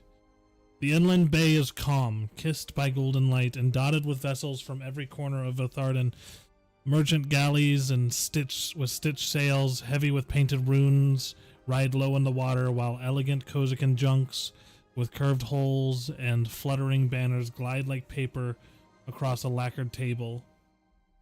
Slender courier cutters flash silver in the light as they dart between the larger ships, carrying messages and small but precious cargo, and indeed you see the two Dominion vessels not heading towards the same port that you guys are, but heading towards the one further up, known as the Grey Quarter for any of the people who have been here before. That is the military docking area. The scent of salt, saffron, and smoke-fired spices reaches the ship before sound does, though soon the distant clang of hammers and wharf bells, creaking masts, and the chorus of trade shouted in a dozen tongues rises above the gentle slap of waves against your hull. Dozens upon dozens of ships line the lantern wharf, tethered to long wooden piers against sandstone dockyards, like fingers stretching out into the bay. Above them, hundreds of colored lanterns sway in the breeze, casting soft reflections across the water, even in daylight, promising warmth, wonder, and coin to be spent. The city itself rises in terraces, a layered jewel, every level more intricate than the last. At the waterline, You see warehouses and market pavilions bustling with movement, and on the next tier, the painted wooden facades of Kozakin-style tea houses and shop fronts leaning towards each other over narrow streets where red and gold streamers dance in the wind. Higher still, domed rooftops and sandstone walls marking the middle terrace, where the scent of incense joins the air, and great arched bridges link garden courtyards and towers clad in ivy and silk. Beyond it all, rising above the city like a crown set in stone, you see Mount Kurogane looms, its windswept peak wreathed in fire-glass hues, and nestled along its side, the gleaming form of Castle Shiro no Kaze, its wind vanes spinning silently in a greeting fashion. You see, coming off of one of the long finger-like docks in the Lantern Wharf, a massive floating marketplace that bears people from all walks of life and all places in Veth'Arden. It is a city of motion, a city of color, a city of contrast. Milas does not simply whisper its present, it sings, and as you all approach the open berth waiting at the Lantern Wharf, a sense settles over you all. You're not just entering a city, you are sailing into the heart of a living thing, ever shifting. So, as we begin to make port, I need the people on deck who are assisting in this to each make a survival check for me. Oh God. Oh boy. Come on, rolls. Don't fail me now. Big bucks, no whammies. Yeah, roll an 11 at least. Better than an Okay. 8. All right. Ooh, Sai whispered her. Whoops. She doesn't want you guys to know that she got a natural 1. Doesn't want us to know how to roll. Sorry. She got a 14. It's all good. It is fairly smooth sailing, and with the practice that you guys had the day before, altogether there are a couple of hiccups where you have to correct some actions, but as you guys slowly breach into the open space in the docks for you all to take advantage of, let's pull you guys onto the ship here. Darian Beach.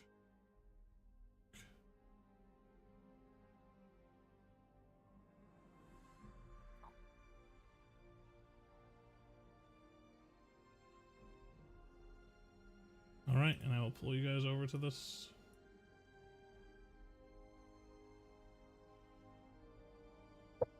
This is a fairly large map, so sorry ahead of time, but also it's a whole fucking section of a port, so I couldn't make it super small.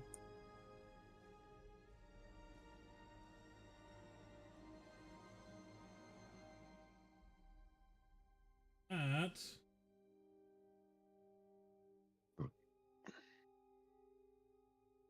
in shoot.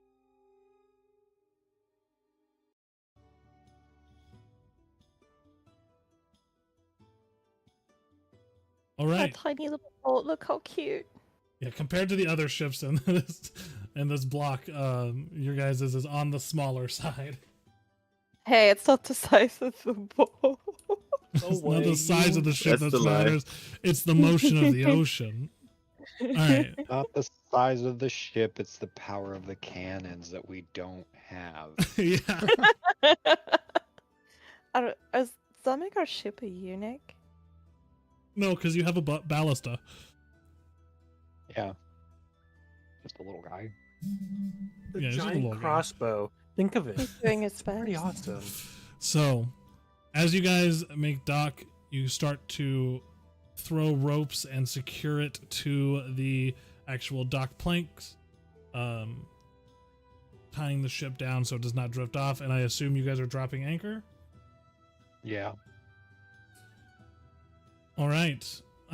This is a familiar area for you, Azrik. And you see off just to the front of the dock that you are stationed at, a familiar face, though a little bit more weathered than you remember. I did send you another message, by the way.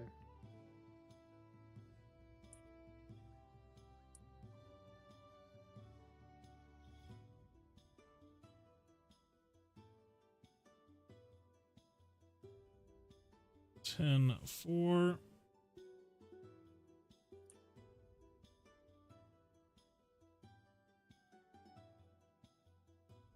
Okay, that works for me.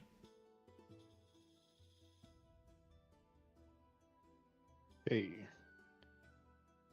All right. Well, crew, I would at least look busy at first. I mean, try not Alright. to stick out like a sore thumb, Darian. Poor Darian. I'm gonna go at least try to have a nice quick chat with the harbor master.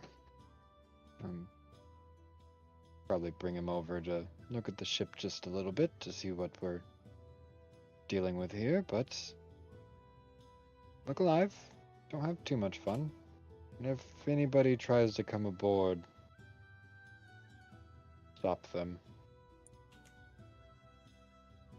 Alright. Alrighty, so I'm gonna head up to Mr. Sebastian.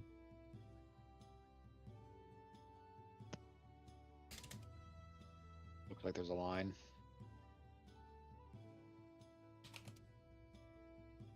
Take this guy in the dick. I'm just kidding. Get out of my way, motherfucker. Laws of the sea.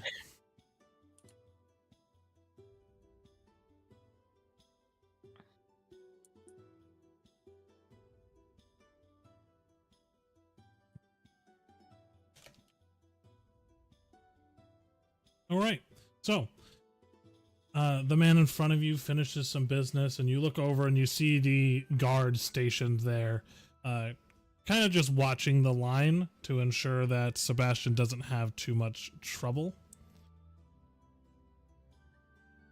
And so, as this person picks up their paperwork and begins heading back to their ship, you're able to move up and discuss with Sebastian. End up walking up with a little bit of a smirk on my face. You see Sebastian Sebastian. kind of leaning down, signing some documentation as he looks up and sees you. Ah, ain't you sorry for sore eyes? It's been so long, Azrik. How you been? Well, I've seen better days, as you can probably tell by the looks of the ship and the crew behind me, but Right. I couldn't sail with the Tempest forever. So you broke ties with that sea dog then? It was more of a heartfelt departure. Right. It was mutual. It was not her. It was you, and I got it. Oh, no, it was definitely him kicking me out. Oh, right. Okay, cool. I just wanted to make sure that, there wasn't going to be any hurt feelings or anything. No, there's no hurt feelings. It was the unfortunates of, Azrik got himself into some trouble, and Reaper said, I'm sorry, I've got to let you go. Right. Well, you got yourself a new vessel, and, you gotta make your way by yourself at some point, don't you, mate? Always dreamed of being a captain, after all. Right. So, I guess primary things to deal with. Port fees, maybe a point in the right direction, maybe a little helping hand from a friendly harbor master. Right, so, and he kind of opens up the ledger again and pulls it through. We just got to do the standard entry documentation here. So, vessel identification. Do you have the ship's deed, the registration for the name, and any aliases it's previously sailed under? So I do have the registration, but we are in the middle of renaming our vessel. Its Right. previous owner is, I don't think, much around anymore. Did you perhaps have anything to do with that? I did not. He was long gone before we purchased the ship, so... Hey, Greg! And the guard kind of looks back. Why don't you take a walk, please? The guard kind of just like snaps up straight as he was kind of just nodding off in his own space and nods and begins walking off and surveying the dock. Look, mate, is this ship stolen? Because if it is, we gotta adjust some of this paperwork. I would wager to bet it's probably stolen. Right. It was commandeered by a group of children. But, as I said, as I start to put the current paperwork for the deed of the ship down, I'm fairly certain the old captain's most likely dead. This paperwork says that you're sailing on the Axebeak, mate. It does. It's no good. Captain Morix is not a kind man. And as I hoped he was dead, it sounds unfortunately that he is not. Alright. Well, first and foremost, we're gonna have to get you some documentation that'll lighten this up a bit. What would you say your port of registry is? Let's go with... Need a map.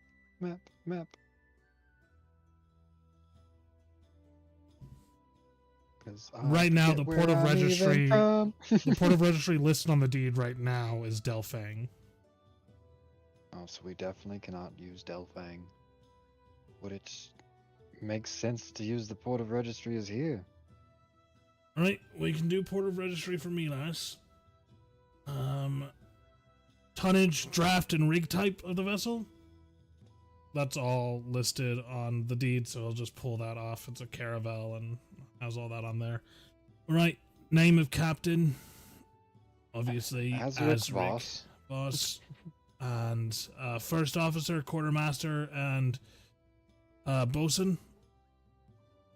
We'll put Sai down as the quartermaster. Sai? Just, how do you spell that? SAI''LDAR. Alright. Quartermaster? Sai is the quartermaster. Oh, she's not the first officer?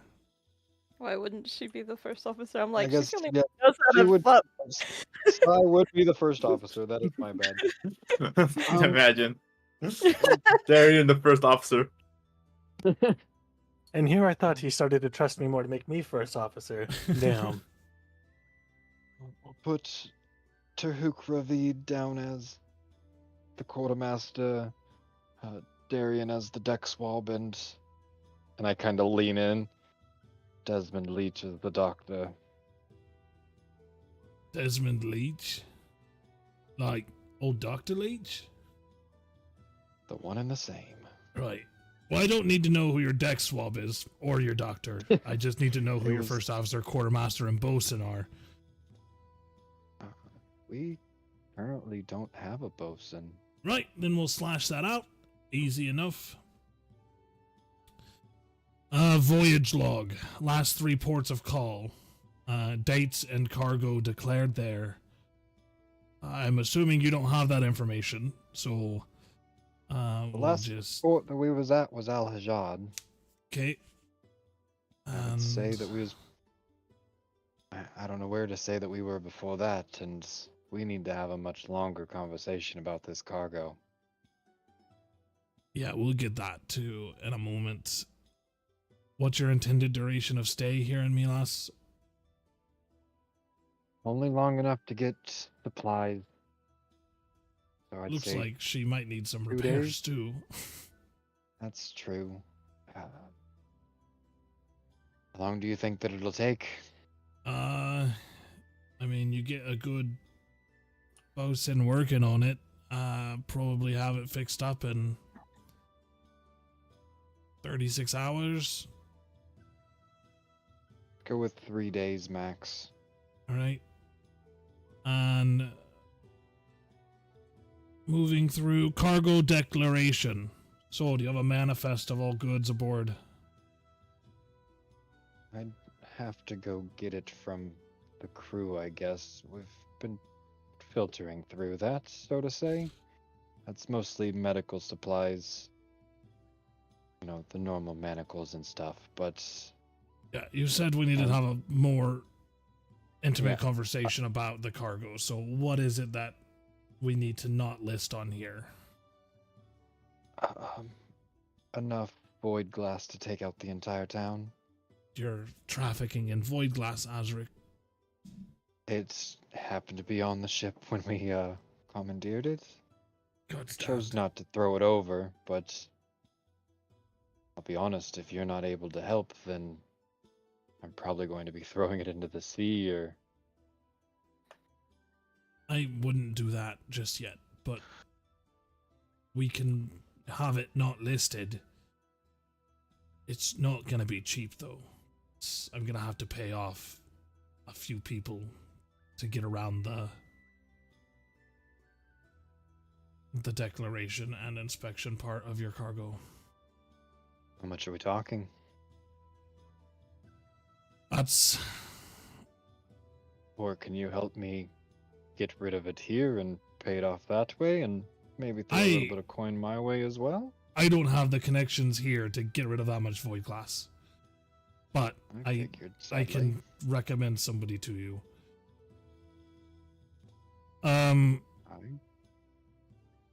Right, so the next part of this is customs compliance, any restricted substances being... Yeah, so Oh, no. obviously we're going to put no there. And then sworn statement here, if you could sign that no living property is aboard the vessel. That's fine. Guess we don't gotta worry Any about that, do recent we? any recent cases of illness, red flux, or any other sicknesses that could put the citizens here at risk?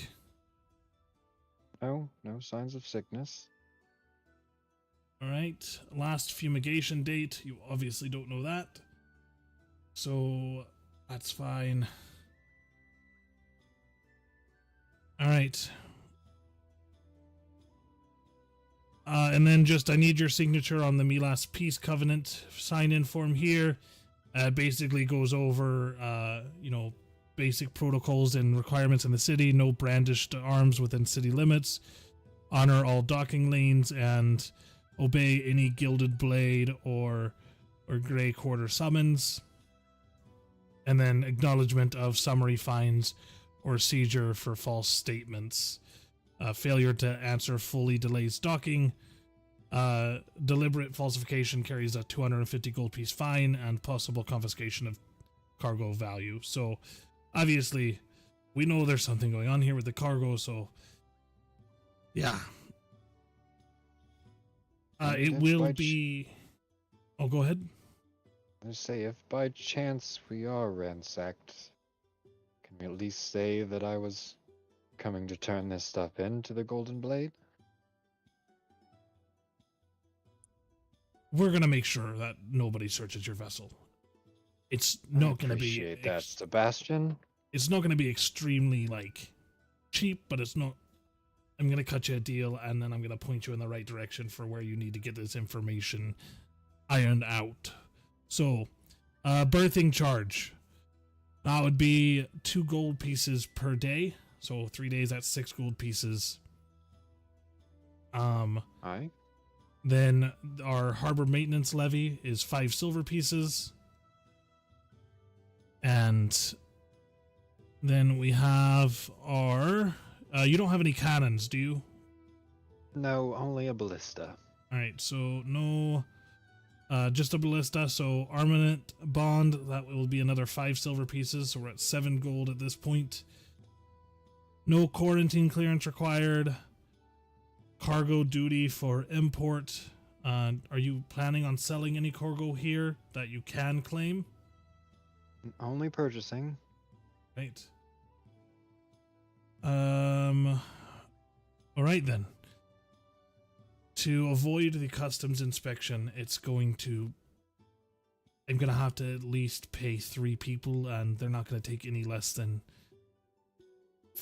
20, maybe 15 gold pieces a piece if we're lucky. So you're looking at around 45 to 60 gold pieces just to get through the customs process. I'm gonna put down 70 gold pieces.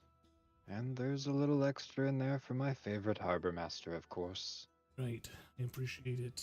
And he pulls out a second piece of parchment that he's been kind of copying information over. Take this and your deed to it would be to about Comedo Street. It's about a 15-minute walk here from port, and he kind of points you and gives you directions, and the directions start to sound familiar to you. There's a man there named Alfie. He can get you documentation that at least passes inspections in most ports. I remember Alfie. And he might be able to point you in the right direction for that void glass. And I would not mention that this ship belonged to Captain Morex or is or was the Axebeak, because there are people looking for that ship. Aye, then where's probably the quickest that we can get to a boatswain, or at least supplies to get a real name on this vessel? Let's see. And he kind of looks around.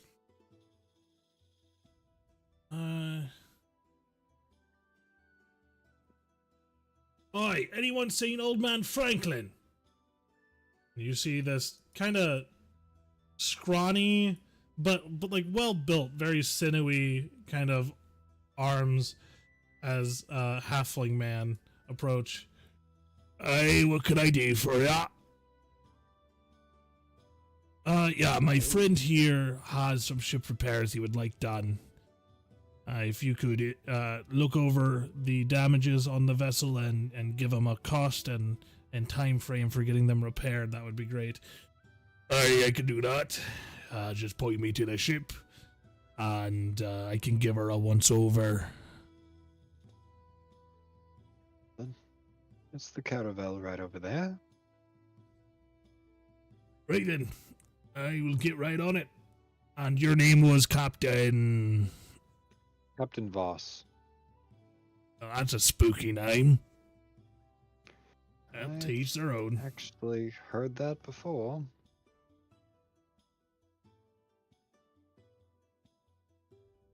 Coming I should- aboard! Ugh. Probably. And I'm gonna be like, pretty much like waving towards the people, like to Sai and all them, to like, hey, I sent him over there. Like that it is Good. fine that he comes aboard. I was about to give it to him too. You see this He's gonna like be like, how dare? sinewy old halfling man, and he's just like, right, somebody show me where it hurts. The big crack in the mast. Yeah. It's got a boo-boo. Is all the damage A up little bit. here, or is there any damage below in the hold?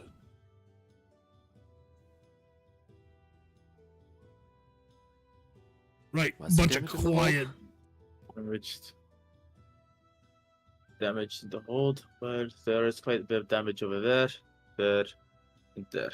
Terhuk will point basically where he spotted the damages before. He kind of gives it a once-over before yelling back. You're looking at maybe 2 days of repairs, and it's going to cost you, I'd say, just shy of 40 gold pieces. And my purse gets a little lighter. I get the process started then. Right, I'll get me lads on it right away.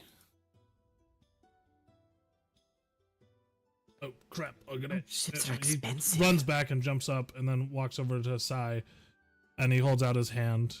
for like a handshake to Sai. She'll shake his hand.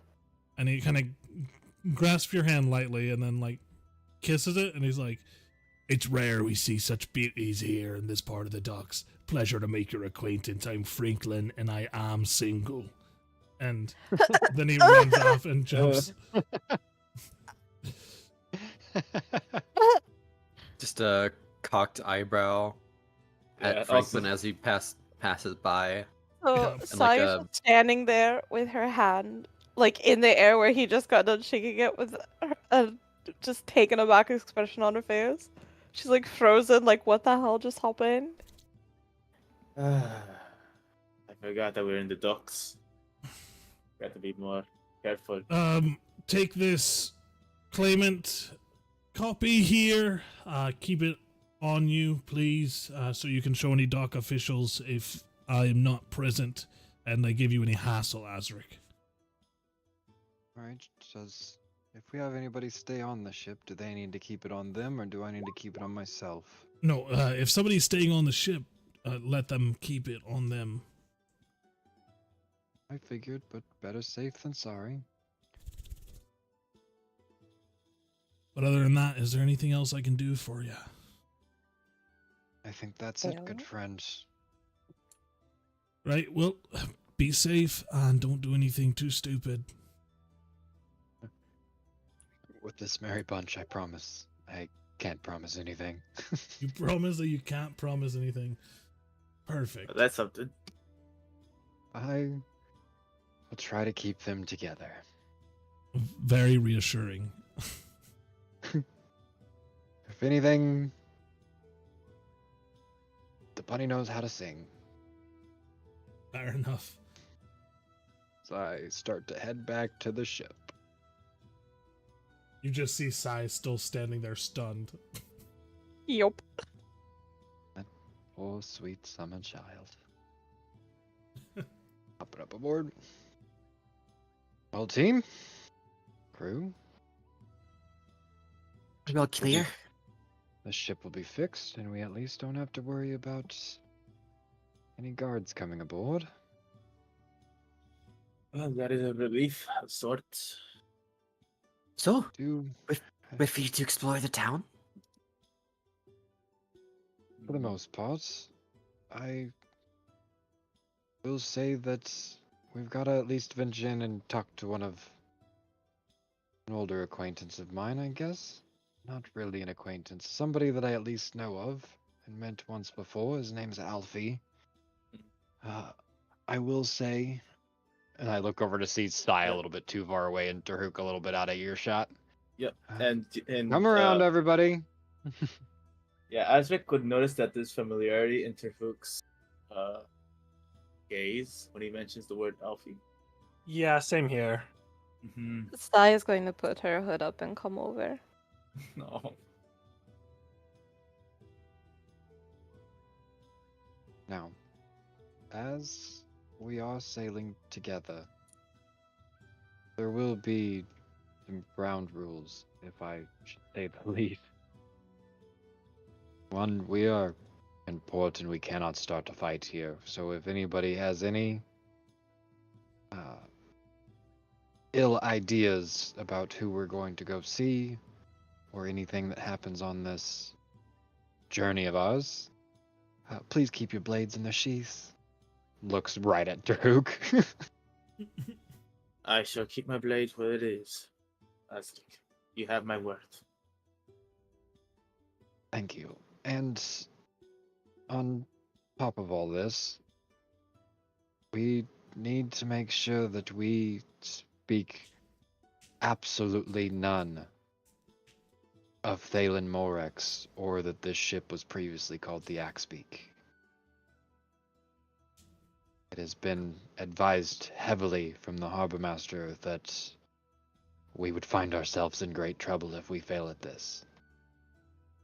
We can't keep the name of the ship. No, we will not be keeping the name of the ship. It's a shame. I like the way it rang. In other words, Nice. Azrik, Yes.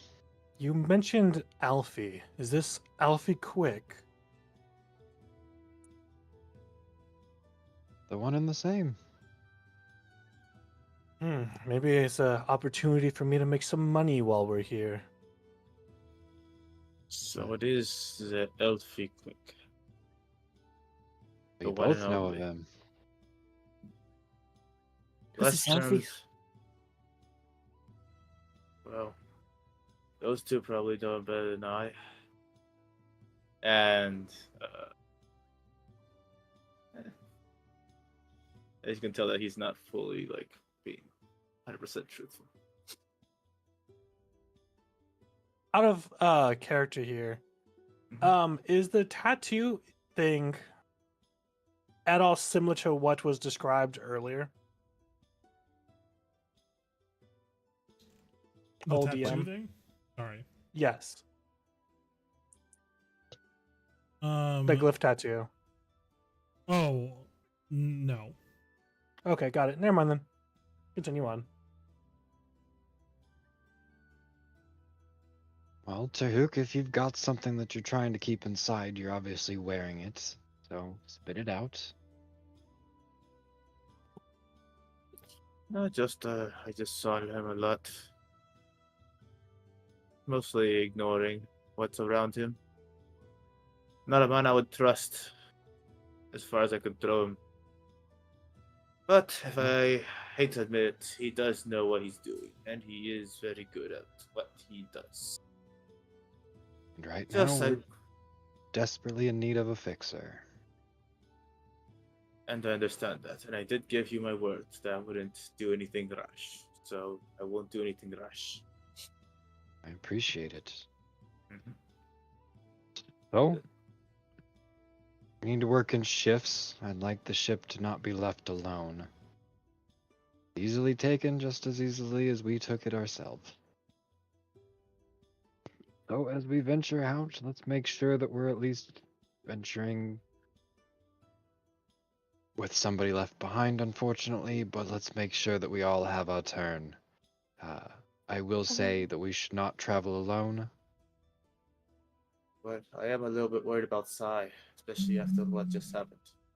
I'll I be think Sai could fine. handle herself. I'm more worried about Darian getting fucking lost. I'll be fine here by myself. I'll take first shift since it's still daylight. My sense of direction is excellent, thank you. Inside check. It's not. He's Not looking worried in about the direction. I'm not worried about your sense of direction, Darian. I'm worrying about you being in a very, very large new place, and more wandering into somewhere thou shalt not be. I'll not get shanked in an alleyway neither. Just know if you do, I'm going to charge you. I'm not getting shanked in an alleyway. So he says, If you do get shanked, I will happily heal you as well. Desmond's gonna kind of like I open will up be his coat a taking- little bit towards Darian. Just remember, these are my rates. So when you do get shanked, feel free to come over. I will not be getting shanked. Sure. A guy walks by and shanks Darian. Shanks him, please. Look at random event. Like, Oh, sorry, I'm on the wrong boat, guys. Apologies. All right. With that, let's go ahead and take like a 10-minute break here. Heading into the break, I just want to shout out the artist who is currently working on more art for us, which I don't want to go into too much detail because it's gonna be great.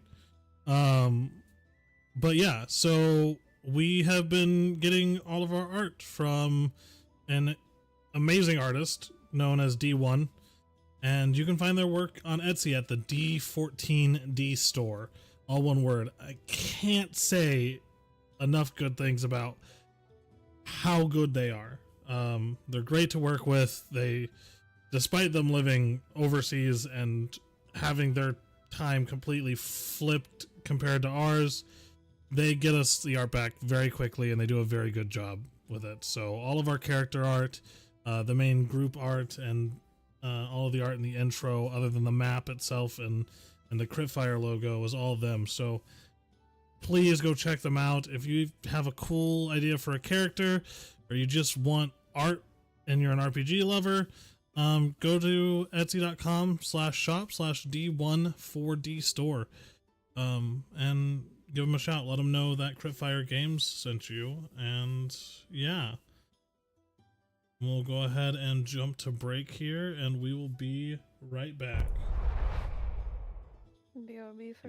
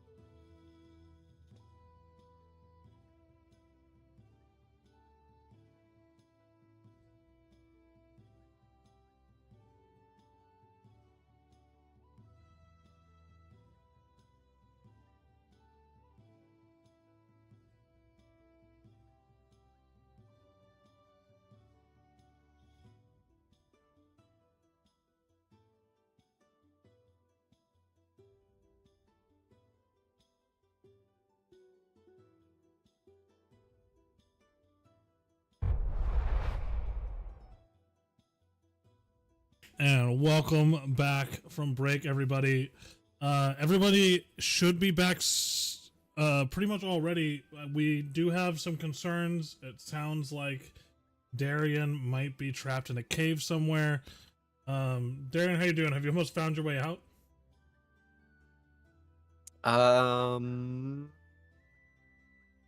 Haven.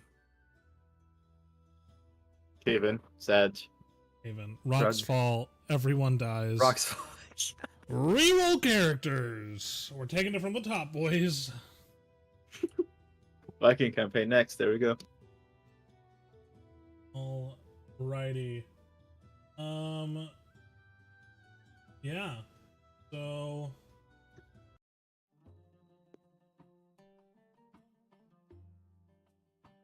Desert City. Okay. As you guys make this plan, who is staying on the ship and who is heading where else? Sai is taking the first day on the ship. I'm leaving the notes with her to make sure and filling her in on what Mr. Sebastian has said. And then I will be asking for at least one other to accompany me to Alfie's. Going to let them decide whether it's. And I will definitely Darian be that is person. Darian is itching for some land time, but he will stay put if he is asked. Does No, he doesn't have Trouble- to. I was more saying like I didn't know if Terhuk actually wanted to go see Alfie, so. Yeah, you can tell that Terhuk is kind of like not really the biggest fan of Alfie. So Terhuk, can you watch after our residential bunny boy? he will not get into any trouble. That I will promise you that. And please Doesn't make get him in sure you. trouble anyways. I just want to make Terhuk. sure he's able to find his way back to the ship. Terhuk It's gives Darian a Bit look. of a daunting place. Darian and I. I am partially joking by all means, but this is a city. This isn't Al-Hajjad. Aye. And steer clear of the slums.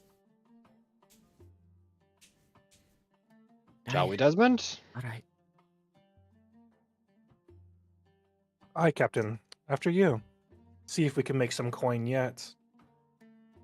Okay, Aye. so as Azrik and Desmond head off to Alfie's, Terhuk and Darian, where are you guys heading? Are you looking for anything specific? Are you just, walking around town? What are you doing? Terhuk's gonna look at Darian. So, what do you want to do, Darian? Well, we have a shopping list to get done, don't we? Shopping list. We need supplies. Well. Should have gone over this with the captain, eh? Well, too late for that. Unless you want to catch up with him. And then They're get at lost. the end of the pier.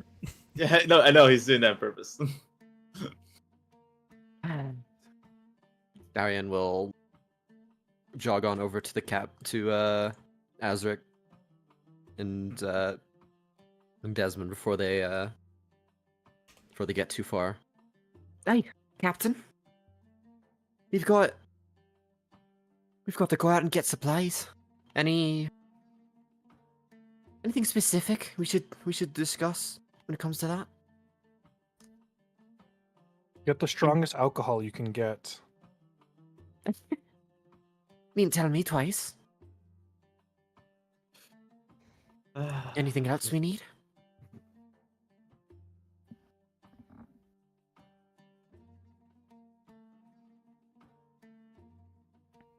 Listen, it's Fresh neither or not. water, It's always ignored. potable water. He said more peach crown.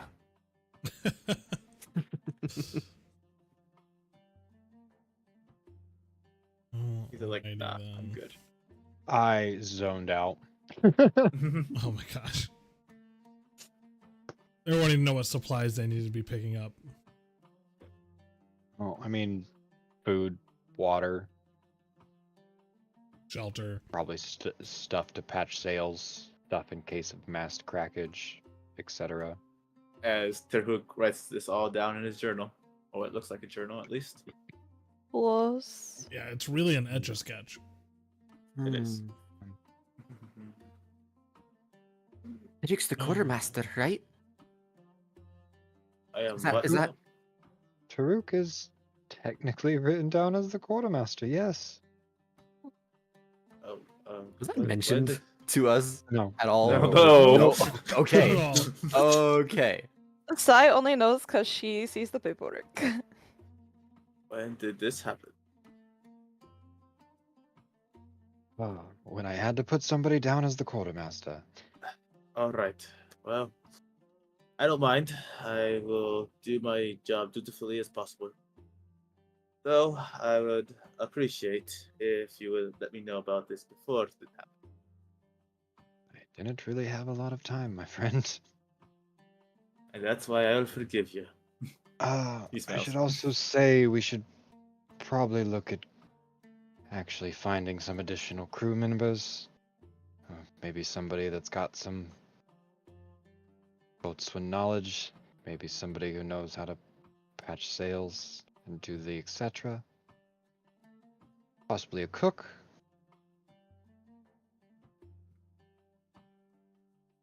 All right then. We have several things that we need to take care of, but let's take care of the supplies first, Darian, and then we'll come back, see how the ship is doing.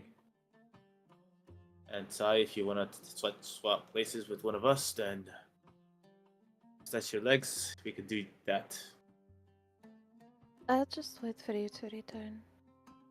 I will say I hope at least one set of you is back before nightfall, because nightfall is never a good time for a solo woman. Don't worry, Sai. I will be back by then. On my honor.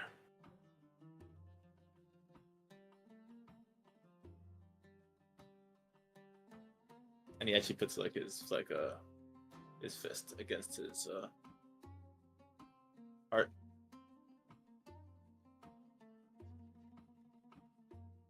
Such Okay. a weird fellow. What time of day is it at this point? It is morning. Yeah, we have time. Okay. Noted.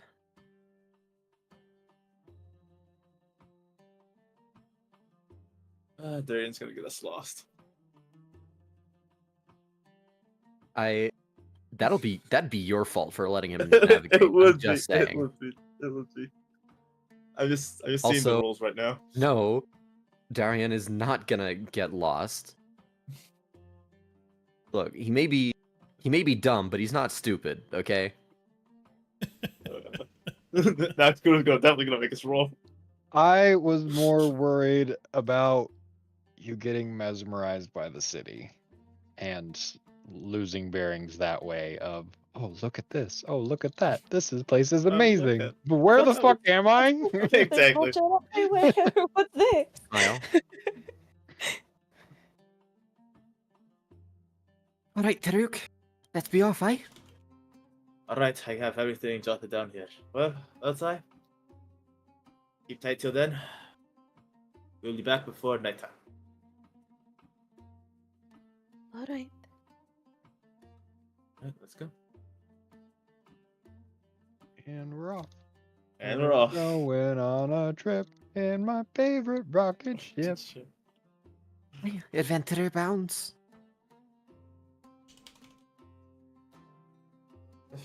Wait, was that towards the hook?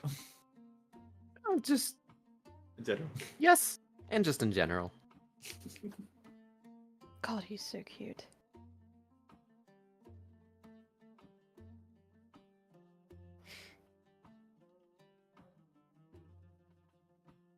Derek's like, Oh, Okay. sorry, I was just looking through things through my notebook. And there. As you guys leave the ship, moving through Milas, It's streets carved from sun-bleached stone and woven through many colors, and the life moving past you all. You dart through some arches of red sandstone. You see tiled rooftops and silk banners fluttering in the wind.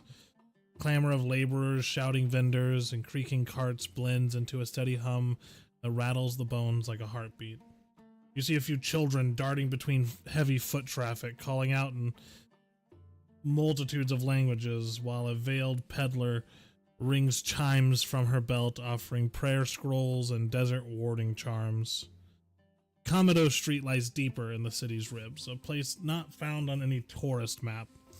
It curls up against the southern cliffside like a spine of old bones, sloped, narrow, always damp, despite the dry climate. Here, the sunlight fades gently beneath overhanging beams and rust-stained cloth awnings. The air cools, but it grows denser. You pass shuttered shops with chipped signs, half legible in a mix of Kozakin glyphs and old Kaulish dialects. A faded mural of a sea serpent peels off a plaster wall, smearing with old soot. Watchful eyes peer out from behind wooden screens as you all pass through, and you find it. A squat, crooked storefront wedged between a tea house and a fortune reader's alley. Its walls are pitted sandstone, the color of old teeth. The faded blue door half hanging on rusted hinges. Scrawled across the lintel in flaking red paint, it just says, Quick Solutions. There's no, get it because his last name is Quick. There's no window, just a small brass bell on a frayed string and the faint scent of spilled ink and burnt cinnamon leaking out beneath the door. This is Alfie's den. So, I will move you guys over to Alfie's den. Here we go. Look at us all.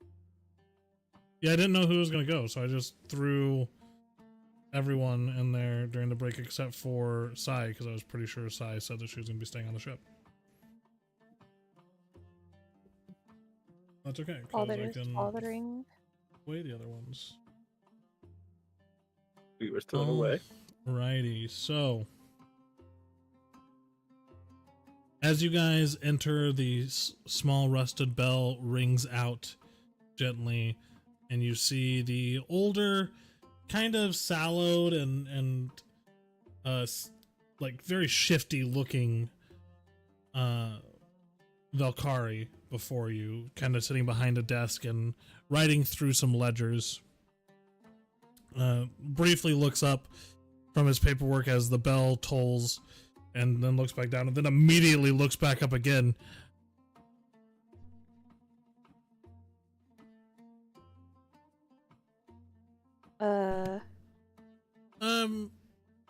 To what do I owe the pleasure of you two fine gentlemen coming here to Quick Solutions? Just got some paperwork and some promise to bring you. Right, but more importantly, I would not expect the two of you to be together. I didn't expect to see one of you ever again, Mr. Leech. Desmond's gonna kind of shrug. You know I go where the money takes me. Right. Well, sadly, I cannot do any business with the two of you. I apologize. Please be on your way. I think this business is warranted for one, but I think that you should at least offer me a listen.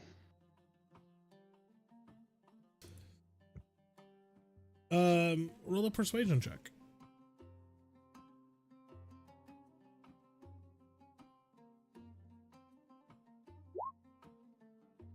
15. Alright, look, I don't want any trouble, so I will listen to you, but please make it quick. I cannot, I'm not supposed to do business with you, so I make it quick, and I'll see if we can expedite this as much as possible. Not supposed to do business with me. Well, I just mean I'm very busy. at this time of the season. As I start to approach his desk at this point. Now, Alfie. I don't suppose Reapers said something about me? Where would this be coming from? No, I like I said, I am just very busy this time of year, and I don't have a lot of bandwidth. I work alone most of the time, so, you know. Bullshit, Alfie. Especially after all I've been through with you. You think I wouldn't know? First of all, Dr. Leech, I helped you just as much as you did for me, so let's... But also, no, I have not seen Reaper in many, many months, so what is it that you need? And perhaps I can point you towards another man of business who can possibly help you out with your predicament. Well, now I'm more curious of why you've been told not to work with me. Suppose we should at least get that out of the way first, Alfie. I very much want you to have the best experience in life. And I want that for myself. And for that reason, let's make this quick, please. And I'm gonna set the documents from Sebastian on his desk. First, I need paperwork. You need paperwork, and he kind of looks at it, and he looks at the deed to the ship. Well, here's the thing. And he kind of holds up the deed, and he points down to a corner where you see, like, into the border of the deed document, you see the initials AQ. I already made documents for this ship. Well, it sounds like we need to make new ones. And what happens when Dalen Morex comes knocking at my door and wants to know why I helped steal his ship? You tell him that you had no other options. And then he's going to cut my tongue out with a rusty sword. I rather like that idea. I charge really well for re-stitching a tongue back on. It would be your fault, so I wouldn't pay you for it. Look, is Morex here? Morex is not here. Well, Wouldn't be helping me steal his ship. If you don't help, somebody else most likely would. But I was told by a faithful source to come to you.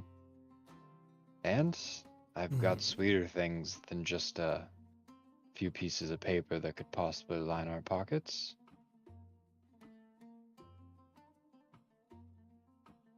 Okay. How much money are we talking about? Depends how much money we can get for void glass. Wait, did you hijack Thalen's entire shipment? Entire shipment. That is... I will say, we didn't hijack it. The ship had been left alone for months.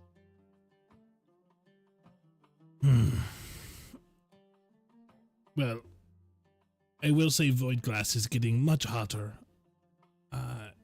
Because it's not just your normal narcotic friend. I mean... I'm well aware. The only reason Morex got it is because someone was willing to pay tenfold the price for even a cup of that sludge. Wanted to use it in some ritual or something, up by Glassfire Cove. Some ritual, you say?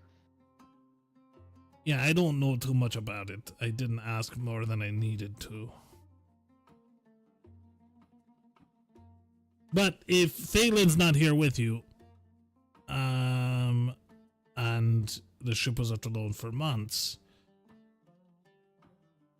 what is some information that was supposed to be given to him worth to you? Well, depends on the information, I suppose. The last two people to give me information both fucked me. And he kind of Not exactly rummages in- through a desk drawer and pulls out a sealed letter. I was holding this for Thalen Morax. Was meant to get it to him quiet-like. I still got it, obviously, because he hasn't stopped by port, even though he was supposed to. What you're saying is you've been told not to work with me, afraid of Phelan Morax, yet you're willing to sell me information for him instead. This rather peculiar, Alfie. Well, I figured quickest way to get you out of here is just to give you something to chase after. So I give you steal Thalen Morax's ship, you steal his cargo, you want to know if you can sell the void glass. Thalen wanted to sell the void glass, somebody dropped a letter for him. I figured I'd get you out of here much quicker that way. Well, it sounds like I should put it in a bed. Maybe I'll move right in. No. I would insist that you do not. But I would like you to leave as quickly as possible. For my own personal health and safety. Well, it sounds like you could make me some paperwork, give me some information, and then tell me who you was told not to work with me for. I cannot say, but I can possibly get you paperwork and have it delivered by courier to your vessel.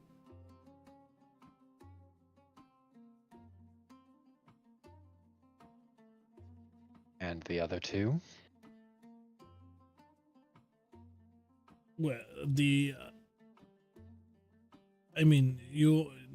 other two what? I can't tell you who told me not to do business with you. I would die. Who would even know that I was coming to this port ever again? I don't know. It's not my business. My business was thriving, and I was doing my business, and then I was told not to do my business specifically with you.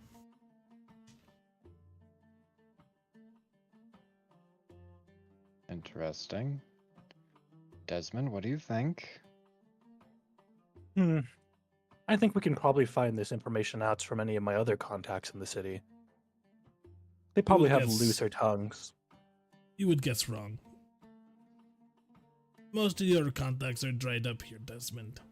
After all, you left in a hurry and left a lot of us high and dry. Oh, I do remember a few of them owing me rather deep favors. Yeah, we'll see how that goes. But your favors and the individuals you keep up with run through different parts of life. This person was here for specific documentation, and that's all they were here for. Feel free to ask around, but I doubt anyone else knows who this individual is, and I definitely, if I were them, wouldn't say anything because they're much more terrifying than anything that you would offer to do to get that information. Specific documentation, you say? Look, this is becoming long-winded, and I fear for all of our lives at every moment that we are all talking here together. So maybe we speed this up. What do you want to be the name of the ship on the documentation?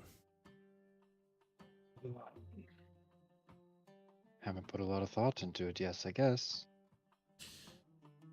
Alright, we'll call it, The Black Waltz. the Black Waltz. Like the dance? Like the dance.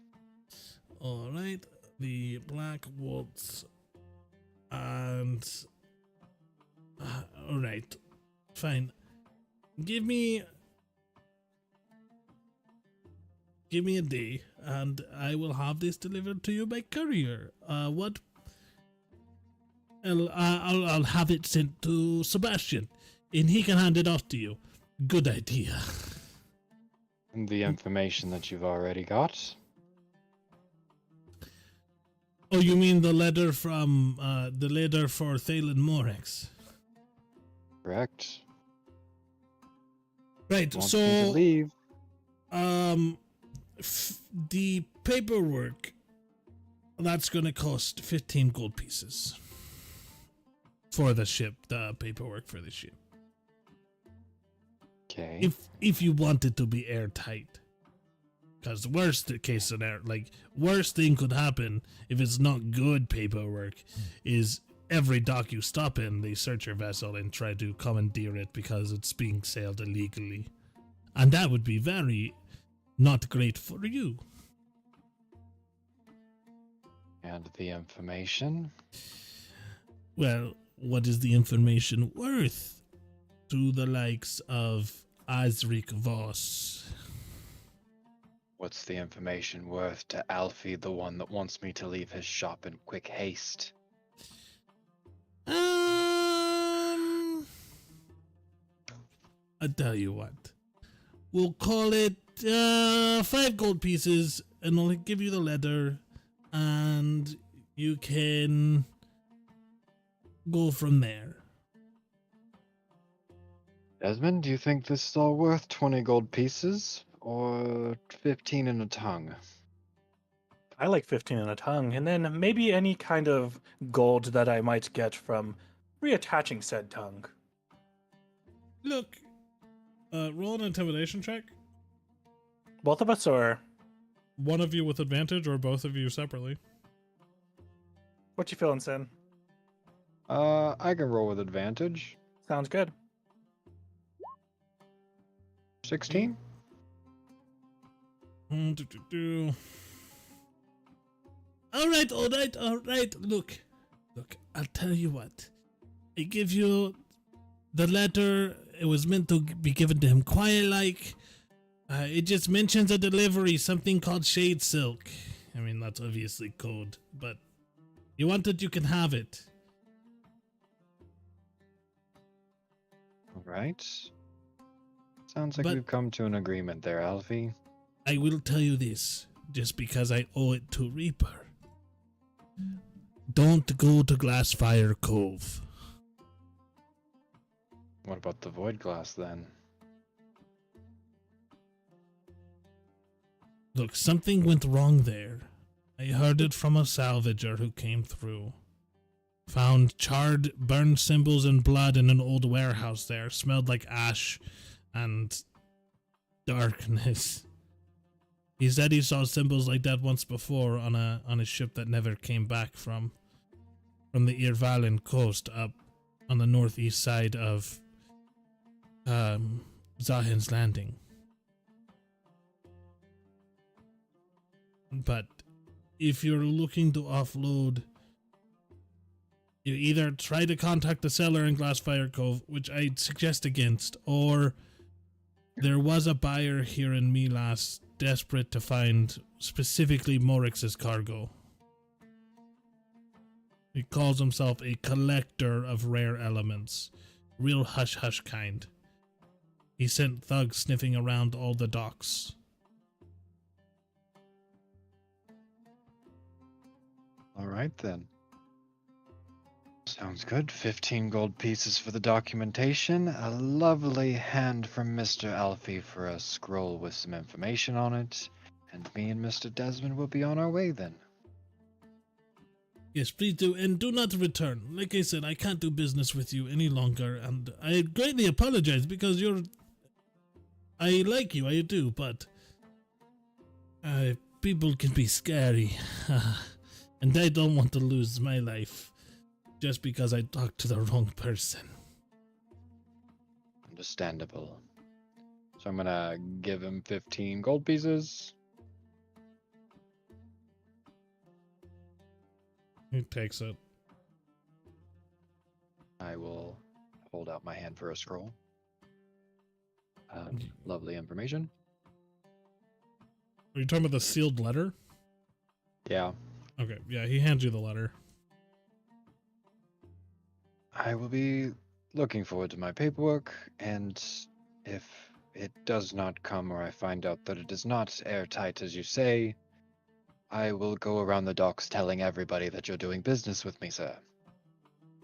As he hands it to you and you say this, you see his shoulder has a burned handprint on it. Like all the fur is gone, and he still winces with pain as his shoulder moves up to hand you the documentation. Would I recognize this burned handprint? I'm assuming that it would be the Ashen. Gosh, Ashen, what was it again? The Ashen Oath? Notes. Yeah, Ashen Oath or the Ironwake Brotherhood, one of the two. It is. You don't recognize Ashen it from Oath. either of those. You can roll a history check if you'd like. Alrighty. 9. 9. You've heard of like people washing up with a handprint like this? Reaper brought it up to you once when you guys were like visiting a dockside tavern. When you overheard some people talking about a guy washing up with seared handprints all over his body. And all that was really said about it was don't get on the bad side of the Ashen Lord.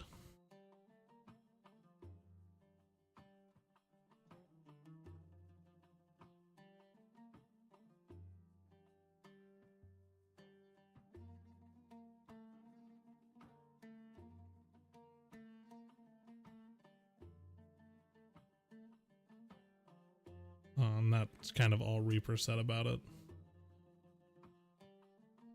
It looks like somebody's gotten on somebody else's bad side. Right, like I said, I don't want to die, so can we... It's been a pleasure, Alfie. Indeed, it has. Right. Please don't come back. Oh, and Alfie. Is the local tavern still as boisterous as ever? Are you talking about the Broken Keel? The same. I mean, I assume so. The docks on that area are always pretty rambunctious. The biggest and darkest smile will come across Desmond's face. Excellent. Good to know some things never change. Right, pleasure not doing business with you.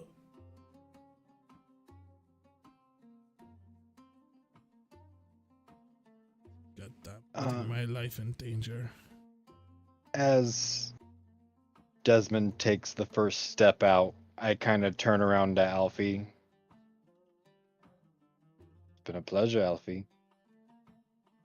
I snap my fingers and the candles go out. The moss sends its regards and steps out into the world. He goes, the maw, and kind of chuckles to himself.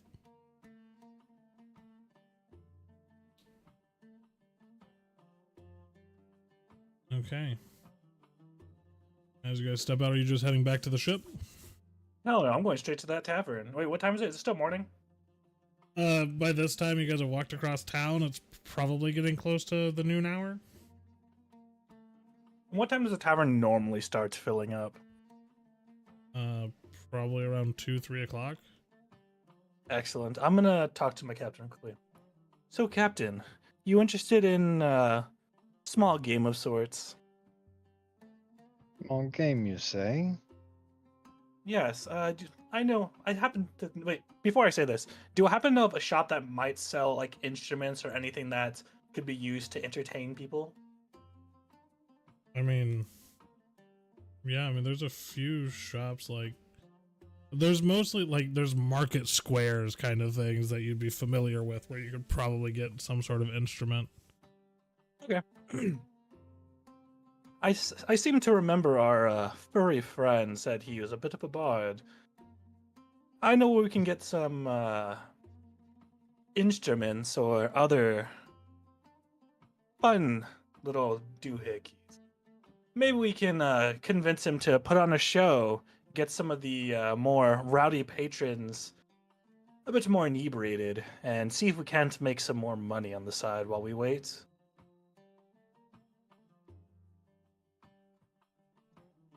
Well, always worth a good opportunity. We're going to be here for a couple days at the minimum.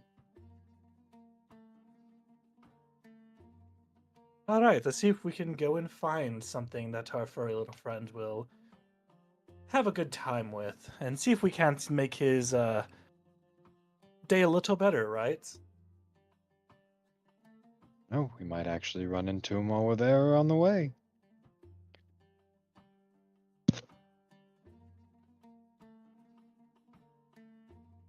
Flippity Okay. cloppity, let's get hoppity. Yep. Hey, that's my line. Not anymore. You snooze, you lose. What's hopping in?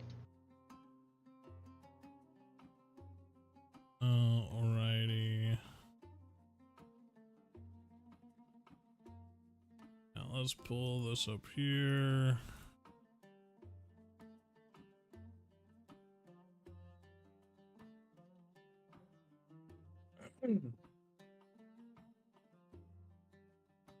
All right, so Darian and Terhuk, you guys were just heading off to the generic market to get supplies? That is correct, I think. Unless Darian had any other ideas. Darian indeed has other ideas. Of course he does. Okay. Let's see what was Darian's plan. Bold of you to assume he had a plan, but he But he definitely has ideas. He does end up, stopping and staring at, just about every shop with an interesting window display. Terhuk would stop at every single one, trying to keep an eye on Darian. No, he doesn't show it. He does want to get things done, and he just sees Darian just stop at every single shop. At that, how much time would pass if he did that? What, if you guys stopped at every single shop? Yes. Definitely too much. Yeah, too much. Terhuk at some point, like after the, let's say, 7th or 8th shop, Terhuk would be like, "Calm down, Darian. We have a task to do we not? We really want to disappoint the others." But Daruk, look at these paintings. Yes, These would liven up our ship. Oh, we need a new name for it, don't we? We do, which we could think about that after we buy the supplies. Otherwise, we won't be able to sail after. Don't worry, I see the beautiful paintings are there. They show quite beauty there. And we'll be able to get one after. Right. Fine. So, supplies? And he just, it looks like Yes, supply. Is that a loot shop? Terhuk just puts As his he hand go- on. as he go- Nope. Terhuk puts He his hand on his goes, shoulder. dashing off. No, he misses. Darian. Alright. Well, guess I have to follow him. And he goes off after Darian. Okay. And Does anything specific that would catch Darian's eyes? A loot shop. A loot shop. Okay. Yeah, as you approach the loot shop, you see it's kind of an open, almost like awning covered section of this market square. Actually, we can do this.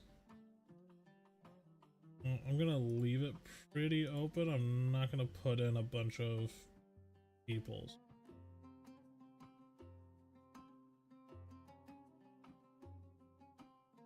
Just to kind of keep it open concept and not have it too cluttered, but I will throw a few individuals in here.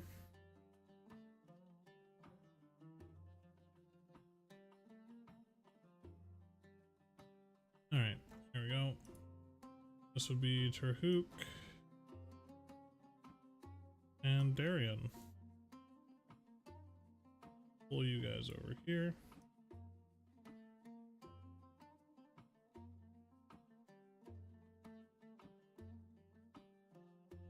So you arrive at this small market square / caravanserai.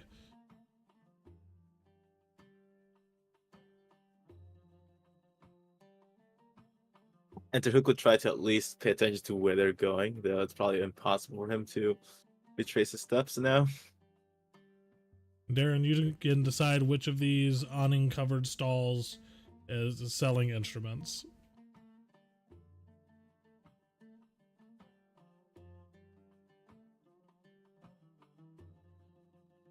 Would be probably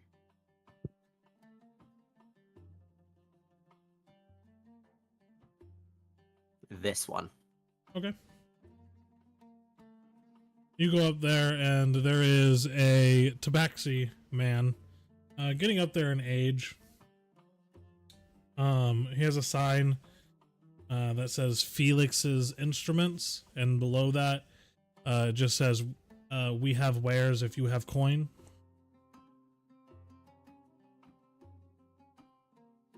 God damn it! Yes. Oh no. Every tabaxi merchant has a sign to a similar effect. Yep. Yeah, well, he's a Kelfarin. Sorry, not tabaxi. Tabaxi, right? He looks almost like a bobcat almost, in his fur patterning and color. He just kind of cocks his head at you. Well, hello, friend. Are you looking for a new implement of performing the musical arts? Hey, that's right. Well, you come to the right place. My instruments are the finest quality and make. I carve them myself, actually. Is it alright if I try some of them out? Oh, by all means. Try them out to your heart's content. Would you like to try a lute, a flute, a samisen, whatever you'd like? Although, if you use a flute, please wipe the mouth guard. Flute is what I play. Right. Then here, and he kind of hands this really finely crafted, very light wood color lute that is, you see engraved in the wood itself is like desert dune like designs.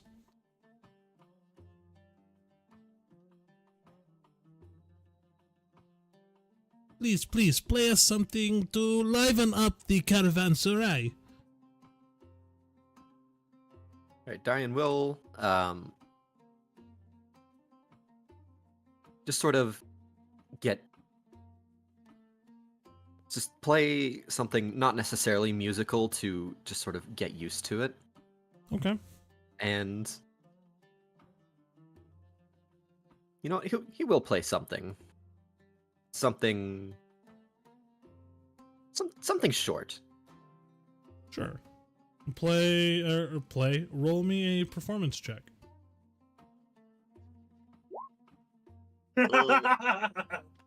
Oh no. Solid. As you're kind of fiddling around with it, you start to try to go into some more musical style notes, and immediately a furred and clawed Kelfarin hand comes and just places his hands over the strings as your playing becomes muted. Right, maybe lute is not instrument for you, but we have many more that you could try. Wait, this should be with my proficiency. It should be. be. That is yes. That should be a 9 actually. It looks like it's rolling with your proficiency. Oh, 1d20 plus proficiency plus charisma. Yeah, so it's 2 plus 2 Oh, plus no. 3. You rolled a 2, your proficiency bonus is 2, and your charisma is plus 3, so you got a 7. Right. That's just from proficiency and performance. So, Or do you mean But yeah, expertise? it's not that bad. If you mean expertise, Or- then that's a completely different thing, and I can. Or does he mean like the proficiency on the right side with musical instruments? Like proficiency with No. performance, but also a proficiency with like the tools and stuff? yeah. Although I guess that would functionally be The same. the same. I guess. It'd be a thing of like I have to roll a 2. God damn it. here's the thing is like if your background in D&D 5e says you get an instrument, then you are proficient specifically in that instrument. So you would roll on that instrument. It would be charisma plus proficiency bonus for that instrument. So it would be the same for you whether it was not performance or not, but you can be proficient in an instrument and not in performance, or you can be proficient in both, kind of thing. Oh, that makes more sense. Alrighty. If you need lessons, I know a very good lute player who could possibly even teach you how to play it well.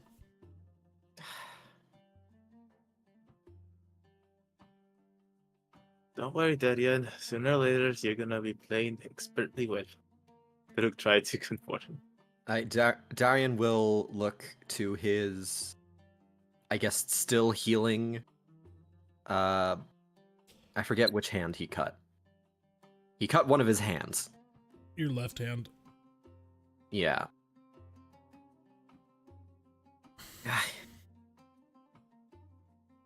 I swear, I'm better than this most days. I cut myself on the journey over.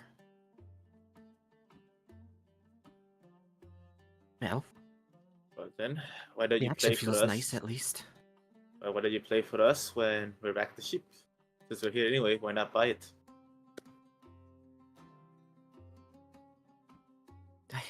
How much?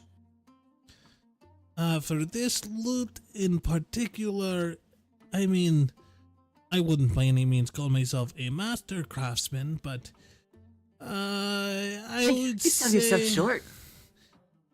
You're right. These are fine instruments. So we'll call it an even 28 gold pieces.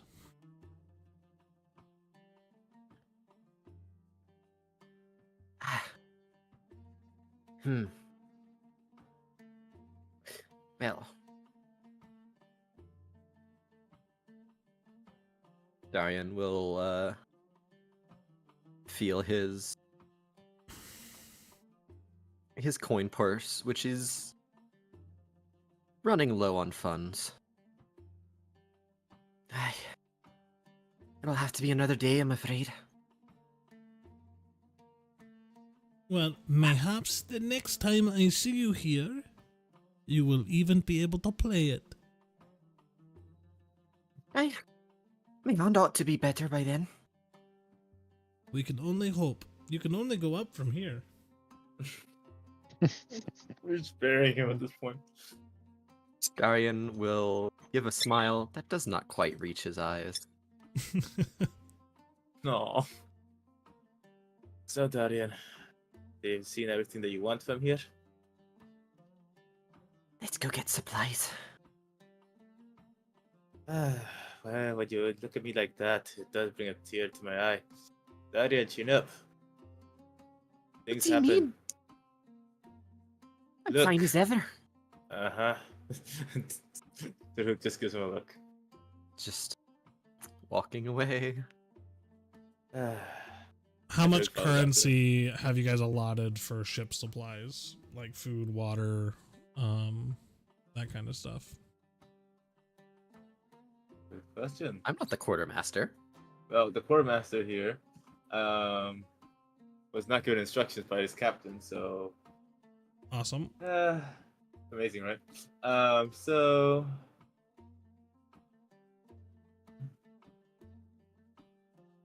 the issue is that he has no clue what the current price would be in the city when it comes to supplies. Well, you guys, what is your next heading? Because I can so we're give gonna you get food. I We get mean, food and what? I mean, for your ship, how many days of travel do you need to get supplies for? I don't even know where we would be going next. Exactly. So we're just gonna have to wing it. Guess we're gonna Don't really go for. have like a clear path of. I mean, you know about Glassfire Cove? Azrik, you specifically know about a hideout that Reaper used to use in the Endred Archipelago. What we know about Alfie just mentioned. Oh, where was it? I am in the wrong notes. There we go. Yeah, that's what I want. The coastline up on the northeast coast of Zahen's Landing.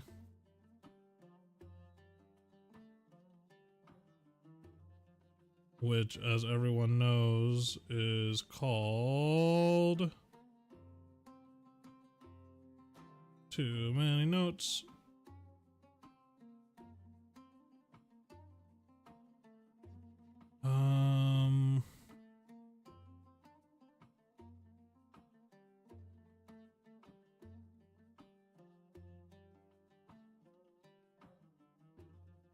I can't find the exact name at this moment, but it's the coast on the northeast side of Zahen's Landing. Yeah, we're over by Guri Villar. Yeah, over by Ura Villar. Yeah, Gur. Grr. Sure. Well, either way, Terhuk was planning on getting like 10 days worth of supplies. Okay. And if they need to get more later, they would. So It'd have probably been more than that because There's ports in between places Yeah. too. Yeah. Like I said, Terhuk doesn't really know what Azrik wants at this point, so he just wants to basically complete his objective as it like get supplies. And if they need to get more, they'll get you. He'll go out another day. yeah, we'll end So up that's like the biggest thing today was getting some supplies to at least so we could eat and stuff because we haven't Exactly. really had a whole lot of decent Yeah. food the past few days, and yep. So that's why we can Terhuk's talk like, yeah, further about our plans when we're all back to the ship. exactly. Plus, he did promise that he would be there before my time, so he does want to follow up on his word. So yeah, anyway, that's the plan, at least for Terhuk's side, and make sure Jerry doesn't get lost. He's already looking at a jewelry shop. He knows damn well he can't afford anything. Darian. Remember, Look at this necklace. It's so pretty. Terhuk opens his journal, which is hard to see, but you can see basically the words water, supplies, food, basic necessities, all written there. Darian. Priorities. Supplies, yes. Jewelry, no. Alright? Can you repeat that for me, please? Repeat what? Supplies, yes. Supplies, Jewelry, yes. no. Jewelry, no. Jewelry. Another time? Another time, Daddy. Another time. But not right now. Right now, we need to get supplies. Our friends are counting on us. And why are you looking at the jewelry still? What? As he Yeah. is comparing like 5 different rings in his hands. They all look so good on you. The merchant, this elderly Rocky woman, just goes, I might even give you a discount if you buy more than one. I mean, they all look so handsome on your fingers. I should have asked Sai to come with instead. Just whispers this and mumbles. We can even Um, make sure it stays in your budget, dearie. How much are you able to spend?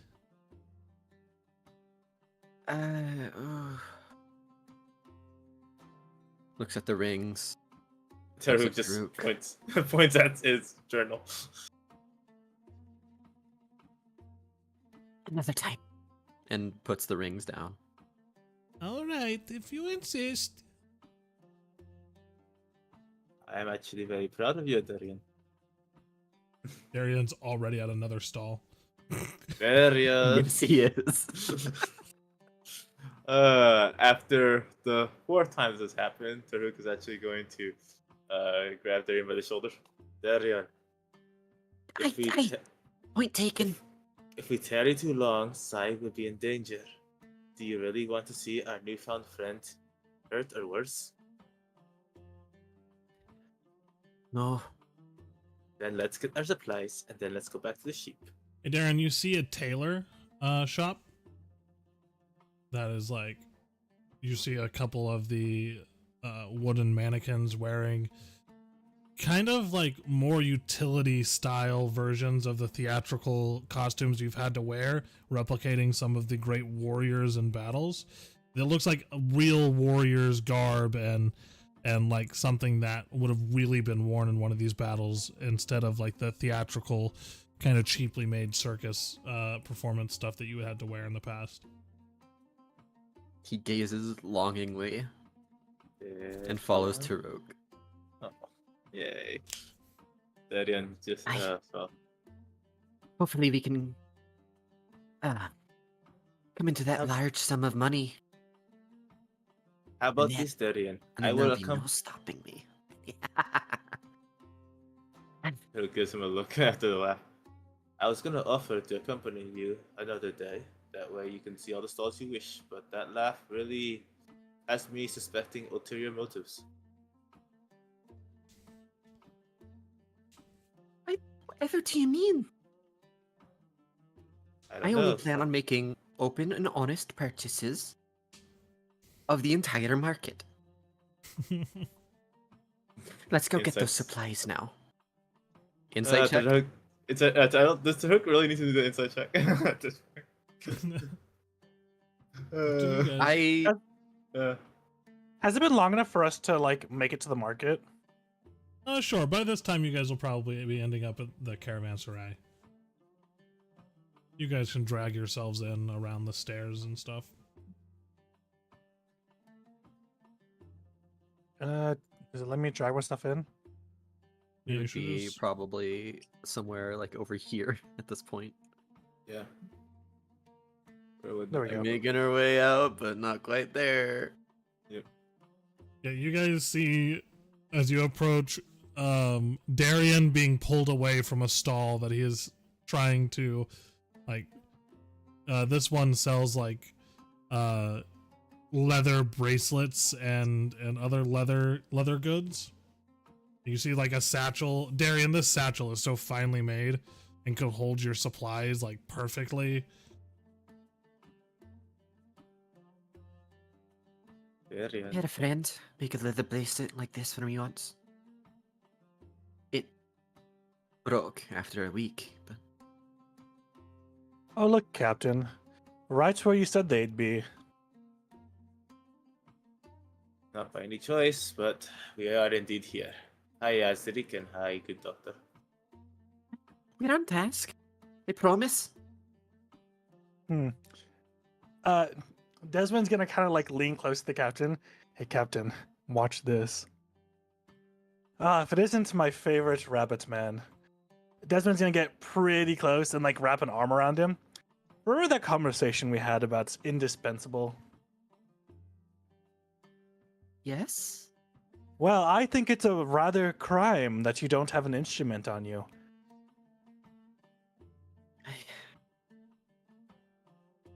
The stall's over, What do you- the stall over there has some nice ones, but Oh, why I don't we haven't go take a coined- look again real quick? I... See, even the captain wants to come along. You are definitely muted, Sen. Oh, that's shitty. It even sounded like I got a reply the last time, so it worked out still. Oh, how much were they trying to charge you, Darian? It was 25 gold. 25 gold. That's Did it stop to- outrageous. And you didn't stop to think that that almost cost as much as a ship repair? That is why I pulled them out of there. Well, he pulled himself out of there. I have to give him credit for that. Come on, Instruments Darian. are Let me show you finely the crafted best discount in the things. entire town. What? Lead the way, Darian. What do you need? Let's go have a lovely chat with this market stall. Hey, Captain, you think you're a rather chatty individual? I think my fingers are feeling a bit sticky, and perhaps I should wash them in the middle fountain.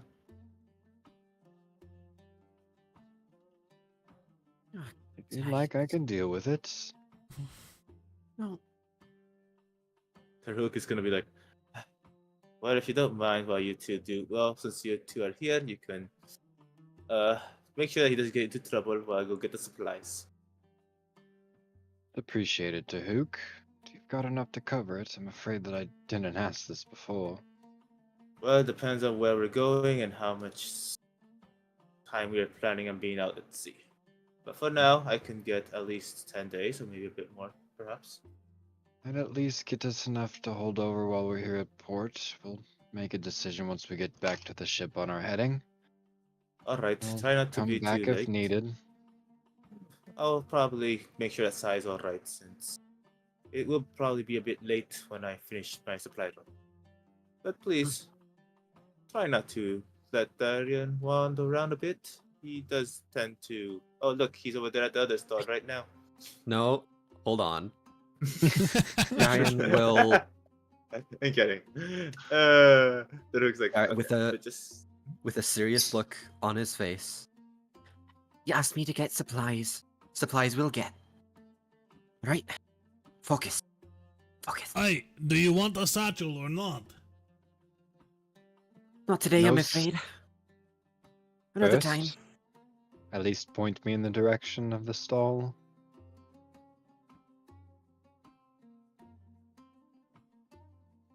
Which stall? The one Which with sta- which your stall do you mean? instruments. The one over.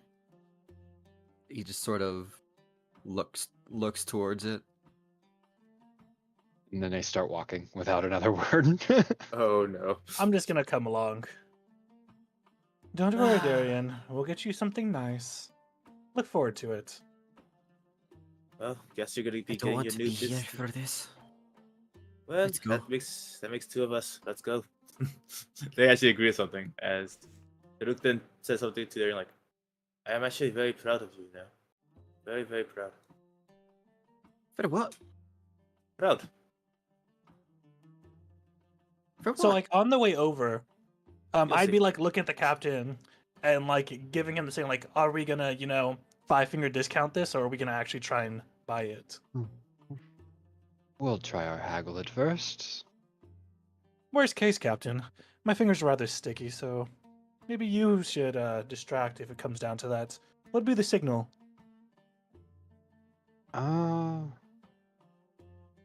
We can't get him below, I'd say at least down to 5. I'll put both my hands on the counter and say, this just seems so far out of reach. Right, Captain. I'm gonna come up to this side of the stall to make it look like me and Desmond aren't really together. You approach and you see the kind of tan-furred Calfaran man. Another possible customer. What are you looking for today? That sounds like my dear bunny friend had been here moments ago and said that he was getting swindled out of gold for an instrument. Sorry, are you talking about the Velkari who was over here just a little bit ago? Yes, most likely bad at playing, yet Yeah, I feel sorry aspiration for for a million men. the poor tone-deaf child, but I still offered to sell it to him, and he said maybe a next time. Well, I think next time has come, and I'm not about to be swindled like my dear naive friend. 25 gold for an instrument of this make? Sounds preposterous. Well, I mean, this is a finely crafted instrument, and instruments are rather expensive in general, and I just put a minor markup for my own skill. A minor markup because a naive individual is not a markup, it's a swindle, sir. We both know how markets like these work. I'm sorry, sir. I don't know what you're talking about. The loot itself, if you were to purchase it, is a mere 25 gold pieces, which is slightly more than the going rate. An additional 5 gold pieces, but this is a one-of-a-kind instrument that you'll never find anywhere else. One of a kind? Yes, I make all of these instruments myself, and each one is unique all on its own. Terrible craftsmanship, then. Did you say terrible craftsmanship? I mean, I've seen that bunny play 100 times, and he could play like a charm. Well, then he must have stage fright or something, because he could barely strum a note. Or your instrument's poor quality. What do you Well- say, 5 gold pieces? Why, that's laughable. I could never go that low. That wouldn't even cover the cost of the materials. I kinda lean in. Well, just seems so far out of reach. Well, I'm sorry, not all of us can be able to buy nice things for themselves. But if you're looking for the poor man's caravanserai, you're looking for one further south near the docks, or beneath the mountain in the slums. Oh man. As So I kind as of he start says that, to I'm move gonna- further away and draw his attention down here. yeah. All right. As he let's do says that, this real I'm quick. gonna grab like a similar loot, like a loot of like similar make, maybe even looking a little nicer. From his stall. Yeah, of course. Okay. As we do this, While he's looking away. I need Azrik to roll either deception or performance.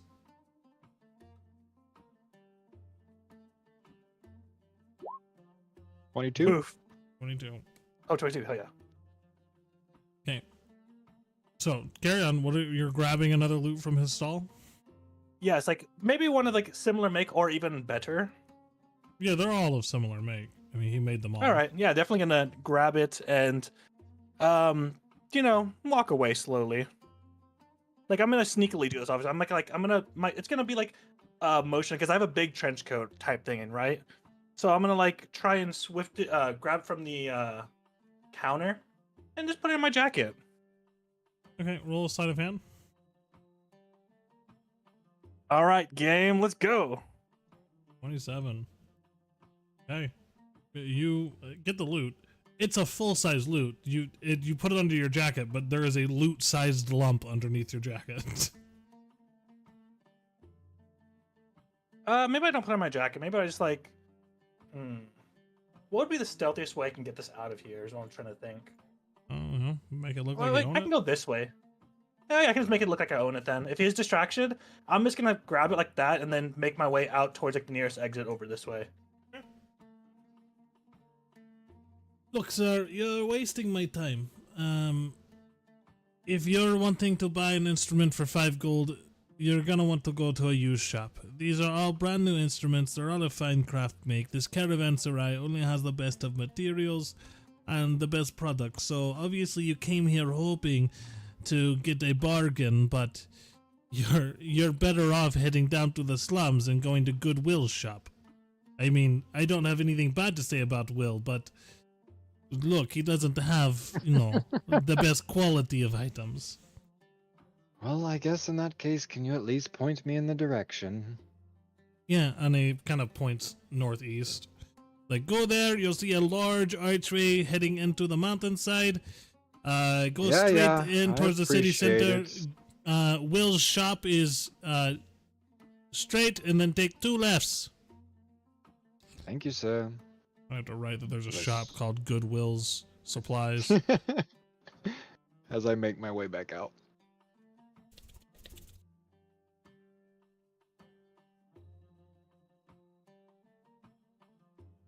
These guys still And sticking around? Yeah, they still there. No, I think we probably have left already. I Yeah. would have left already. For the 2 gathering supplies, are you getting like basic food, water? Are you guys buying any alcohol? Or are you guys buying any extravagant items for meals and stuff like that? Alcohol was specifically requested. It was specifically requested, so we have Are to you, honor are you that. buying bottles? Are you buying kegs? What do you Darian will be the expert Yeah. on this.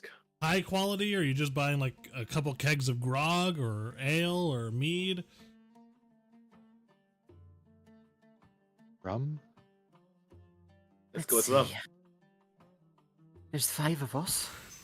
There is 5 of us.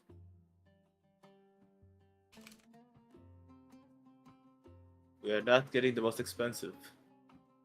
We only have a certain amount of coin, and there's a lot of stuff that we need to purchase. The good doctor must wait, sadly.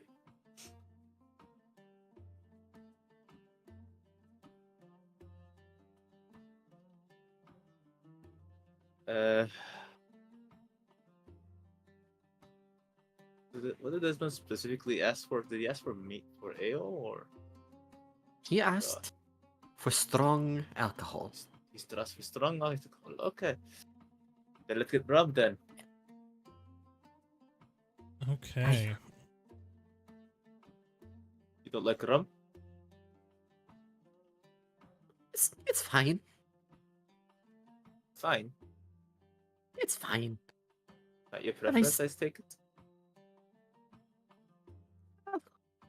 The nice stuff is nicer, of course. But, well, Well, if we have enough left over, perhaps we could buy either several bottles or a keg of the good stuff.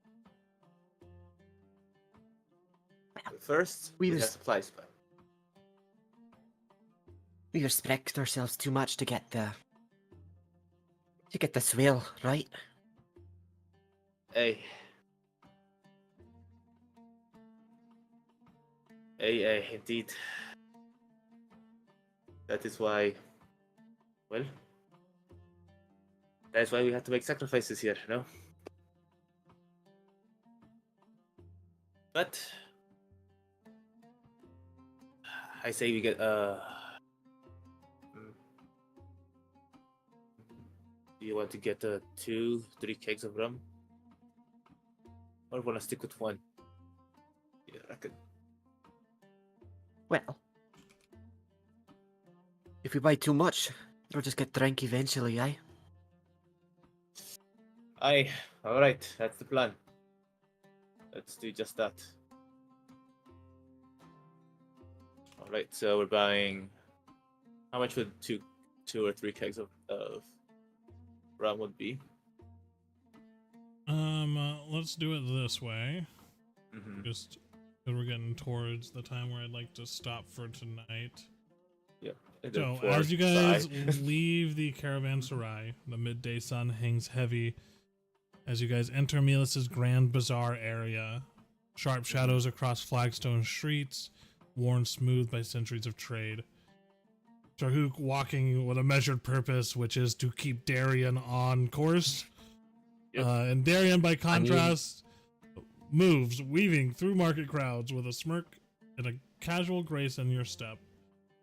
You pass beneath flapping awnings dyed in bright saffron and ocean blue, where the scent of roasting meat and dried spices rides the breeze like perfume. A butcher with salt-streaked arms pushes slabs of curved fish across a sun-bleached board. Now you guys inspect quality, while Darian does a little bit of sweet talking to the vendor and tossing in an extra bit for luck. And you move over, haggle over barrels of water with a desert-born trader whose painted gourds promise purification. You all move through, and your final stop, a half-covered stall of sloshing cask and booze-soaked laughter run by a squat man with a silver tooth and a neck thick with gold rings. There's honey wine, blister brandy, and something distilled from fermented cactus fruit that could double as lamp oil, probably. You all pick one of the stronger varieties of meads or ales, and maybe a bottle or two of finer spirits. As you move through and settle the coin with a handshake and a promise of delivery by nightfall to Dock 17, scrawled on the receipt in ochre ink. And as the sun begins to dip behind the sandstone terraces of the high district, that you two turn back towards the docks. Pack's a little lighter, coin purse is a little thinner, and the promise of a stock ship ahead. So what else do you guys have? Oh, we're going, I think, back to Seaside since the sun's going down, right? Or is there still some light? There's a little bit of light. The sun is starting to set. The total cost for a 10 days